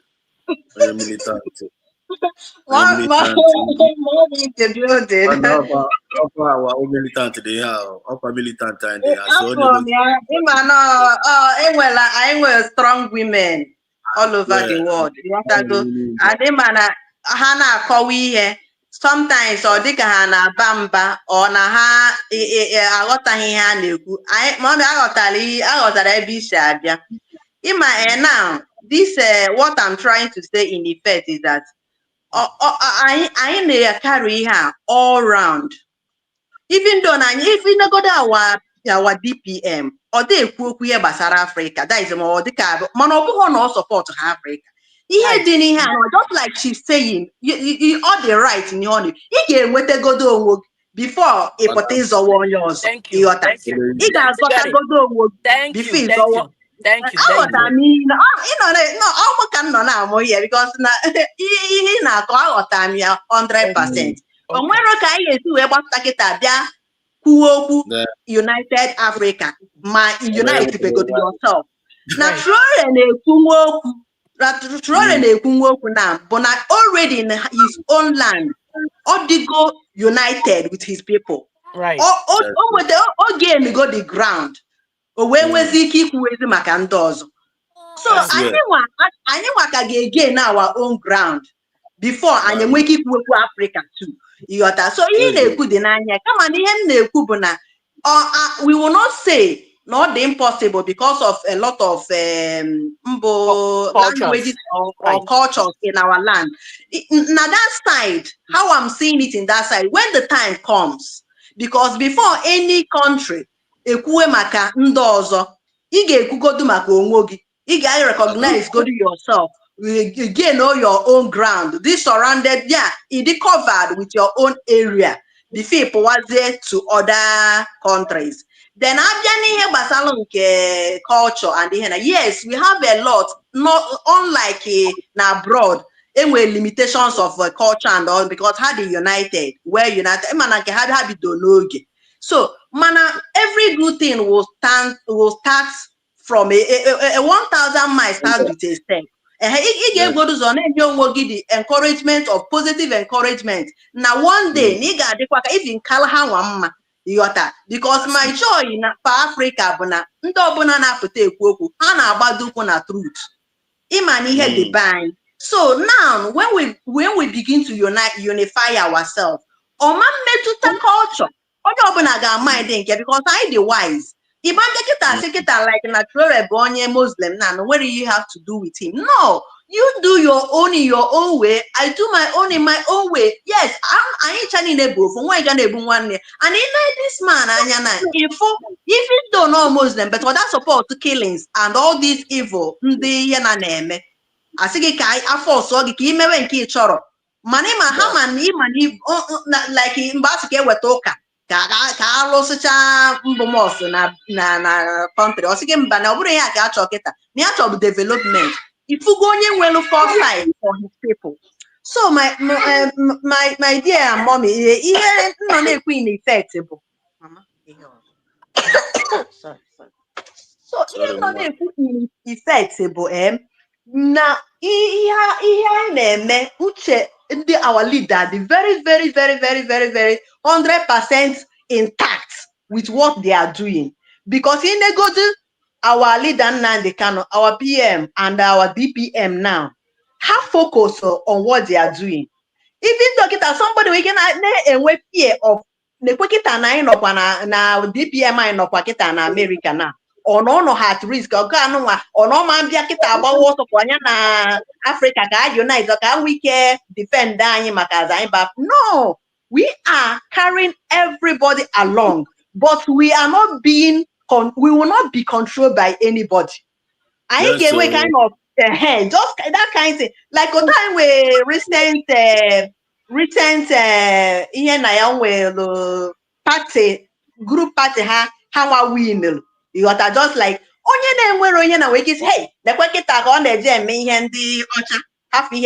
Africa. No. We are still with the whole only for us to be friends. We welcome them. But don't tackle the ever they against whether or anyone or any part of Africa to be intimidating them. We will be against that one. When any country like Russia now, good to anybody. He treats one like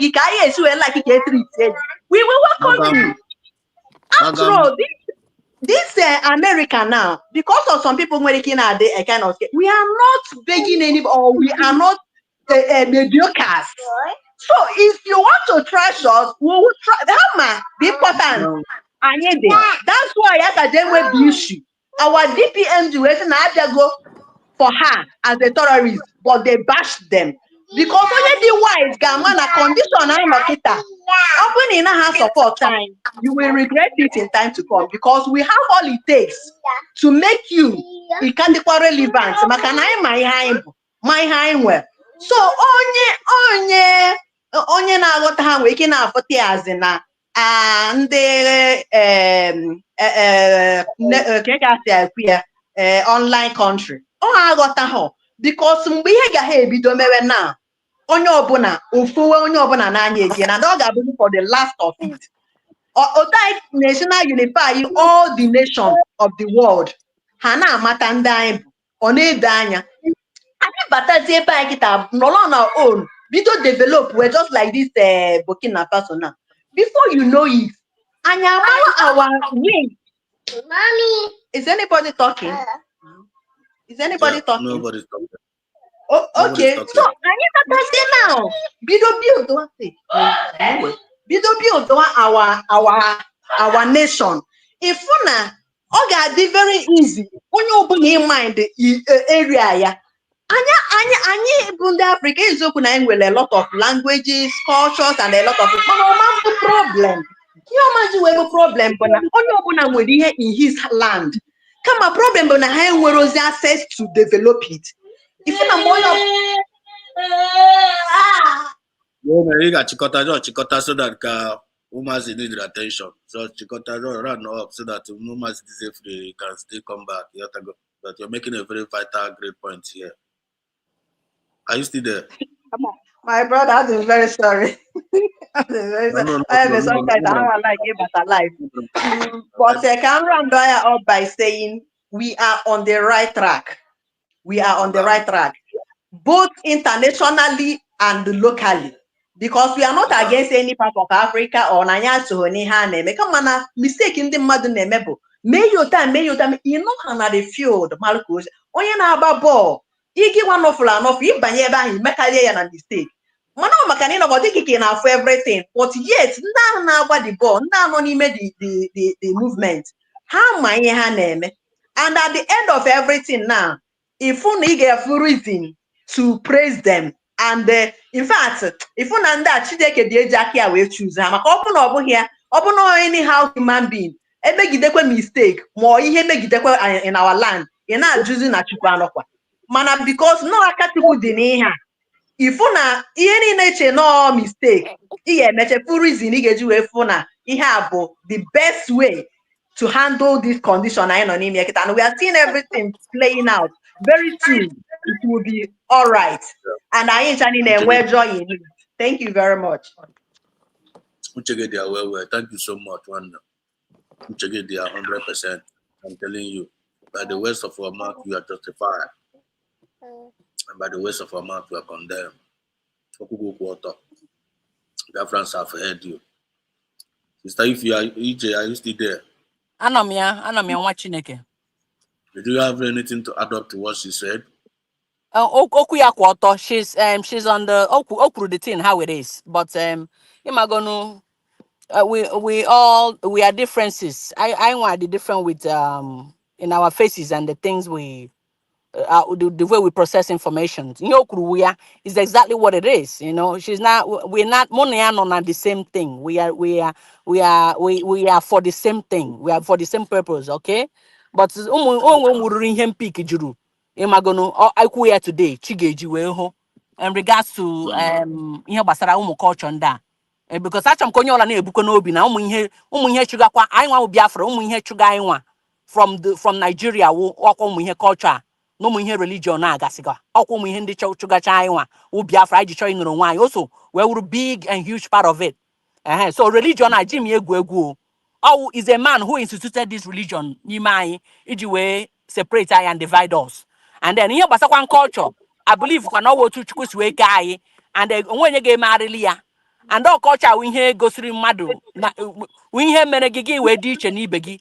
Aquin outer, so the Macane Bukum we hand an obi. So even within us won the Biafra, among us won the Biafra. Self, Nime Nigeria, culture we huge issue. How much more fair we get like international level among other Africans who culture ha. I know Mangongo and Gongo Juko and culture ha. Man, the moga conflicts big time. So all the Macane Brum we hand an obi. How we think them ma. Like in the other part of Africa, let me get here and we take United Africa one. How we think them we give them our hands. We take their hands. How we take them I query her. Ha ga utekwen Canadian my brother. I couple I wash ya it. gbara ha bụ Oh aba yeah, come na-ekwuru see. ozugbo a Oh yeah, na-egbukwa come see n'oge come right. That's it for me. a na-ebudo oge na nke ahụ ha wụtala nke weta aka na-adọrọ mma ya gbakwara ha black and white na ọnda obi ọcha gbara ụgwa Right. onye anyị nọchiri nwekwa onye ga-anọchiri anyị onye anyị buru ihe ọjọọ n'obi nwekwa onye ga-eburu onye buru anyị onye ma na onye mekọrọ ogo bifo anyị agbachara n'abalị anya ịma onwe ihe nọ na skript ọgba mụ amami na afia United States of Biafra any Nigerian police. Well, which side? Are you there? We the good Biafrans love. Any love you good guys. Why don't I see that? I don't see it. I don't see that. You don't see that? Nope.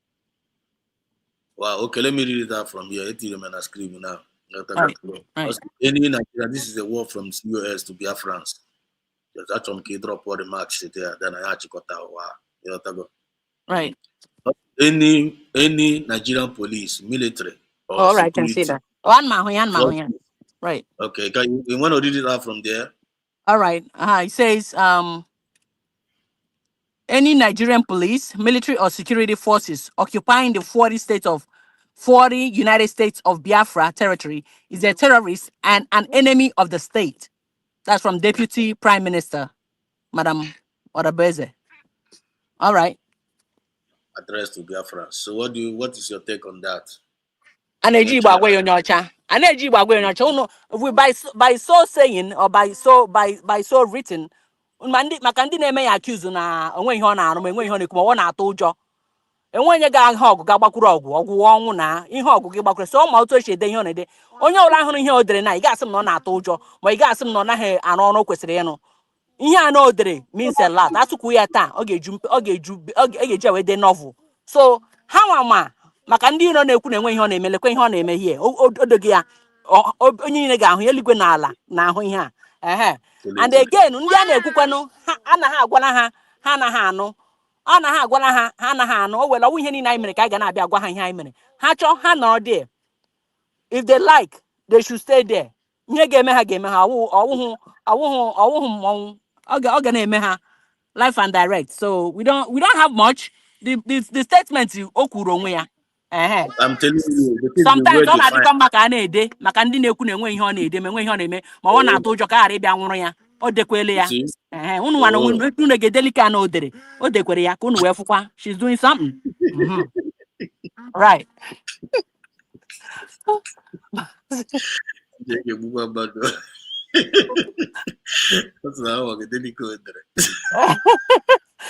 ụjọ ga-ekwe ha dị ya cowards everywhere ha nọrọ ha ga-aba ịga n'okpuru akwa ada virus ha nọ na-akọ garbage there they can't do this they can't write this ha baiga they will never preach against the zoo they never preach anything they're just there talking garbage from morning till night you know nwanne ka ị nwere ike ikwu maka ka ị nwere ike ikwu anyị nọzi cruising na anyị emechago program ka anyị cruising ka nọ na ka ị nwere ike ikwu anyị fụrụ ebe oge kere nọ na oge kere jizi mma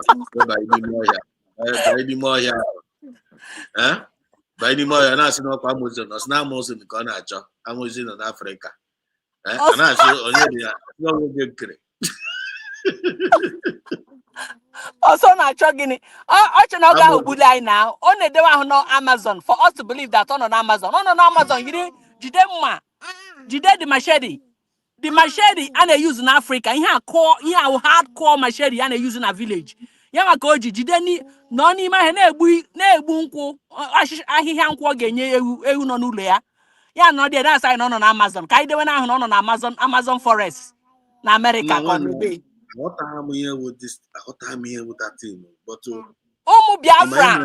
ụmụ Biafra ga-ejizi anya ha wee marazie ma nwoke a na-arụrụ anyị nwe ọrụ ka ndị zoo ka ọ na-arụ ọrụ ọ gara na zoo gị chọ gịnị ọ gara na Nigeria gị chọ gịnị how did he even get there? That means they're not looking for him. That means he's not doing nothing. He's not doing nothing. If you are truly fighting for freedom, it's either you are in the grave, you are in exile, or you are in prison, you are in jail. That all fight to freedom now. Against no. That means you're not fighting, you are wasting your time. You got but I just just happen to exist. Kahane kukaina no. I my haku, I makani and the worst part to Hajizaka Hane mezi the whole thing. The whole thing. We don't I'm fight telling so you. hard to find out. They are showing us what I'm it telling is. you. They are I showing us what swear. it is. So umunemu Eh? unu ga maziro onye genkere na fight is for unu wa ka undi zoo. Ebe unu mecha gazie na zoo. Onye ọwụ na-ekwu na ọ na-eme ihe Biafra. Ebe ọ nọzi na Nigeria n'ime ọhịa ala Igbo. Unu ga amazie loto shigaro there, loto shigafe airport. Garuo. Ejide ya o. Ejide ya. He wasn't caught. So gwazienu mu. Onye jụrụ maazị ka ihe si na ajụ maazị ka kezi otu onye si gbazie na Nigeria cross airport ejide ya. Ọ bụ Right. onye a na-asị na ebi ka mana m na-anụkọ ebe ọ na-asị I will fight Nigeria fight. Kezi otu si wee nọzie na Nigeria sef with mma amasị nsị nrụsi ọnụ Nigeria dị ya asị m na ọnwụ Nigeria. Nso ka esi gba because mụ a na-ekwu ihe emejighị authentic evidence ya. Ama m ịghọtago my point. Ihe mụ afụrụ ya n'ime ọhịa. Ọ nọ n'ime ọhịa buru mma na-asị Amazon so aghọtaghị m onye na-eme eme so a sị na onye ajụjụ a na-efu ụzọ ịghọtagosi ma emechara njụ asị na ọ gara n'ọnụ na Naịjirịa so mụ ejiri data evidence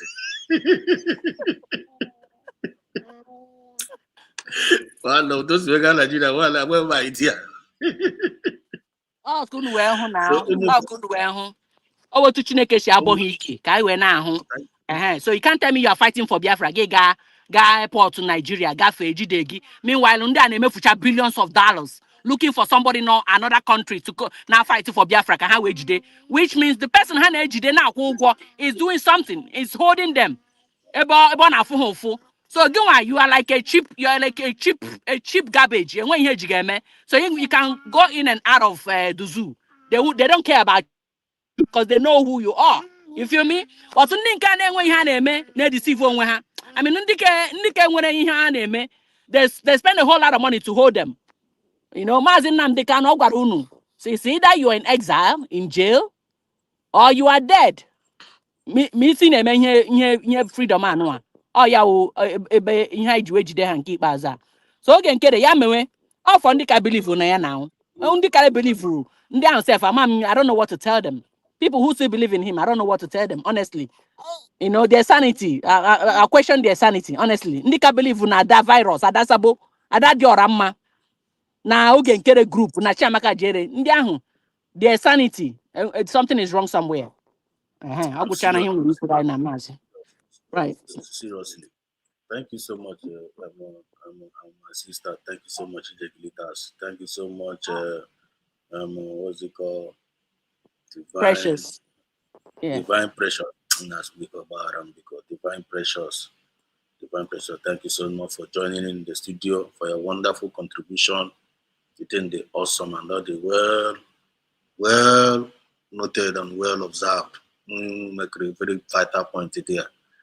And especially EJ Glitters, our own militants. Now, our sister EJ Glitters, because our militants, only with full chest passion and compassion. One with other is any movie. One all not at the possible.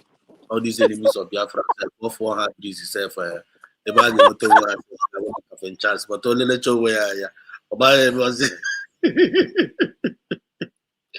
Voice when after that one this kind of voice, this royal voice, one of our sister, one of us, and bloody unique in his or her own ways, and in our uniqueness, our good mindset, I want it was that's what gives a very good result behind them. So Unanutagonia today, protect the mandate. Please keep on believing in what you are believing, keep on fighting what you are believing, and keep on doing the right thing.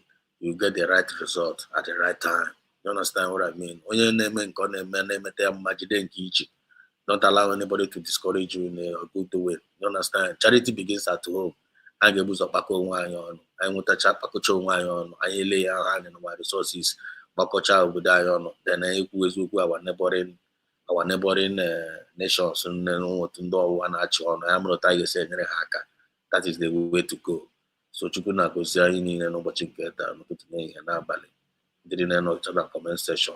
chukwu na gozicha unu niile ndị na-aga watch echi chukwu na gozi onye nweta this message ametaka na shabat tụsa the message yotago tụsa ya. This is Biafra Serious TV new station ụmụ ife ebe a ka anyị na-agada every night most of the time, but ọwụ na ịpụtakwa mgbe ọ bụla ịfụrụ anyị mara na one thing or the other mere ya pụta online abụkana sị ka ịbịa wiwe yotago ndị na anyị na-eme voluntarily not based on time and chances and ọ na-abanye taa chukwu na-agọzi unu ije gilita so nwee any word of rendition iche drop for ụmụ Biafra ka anyị gbacha.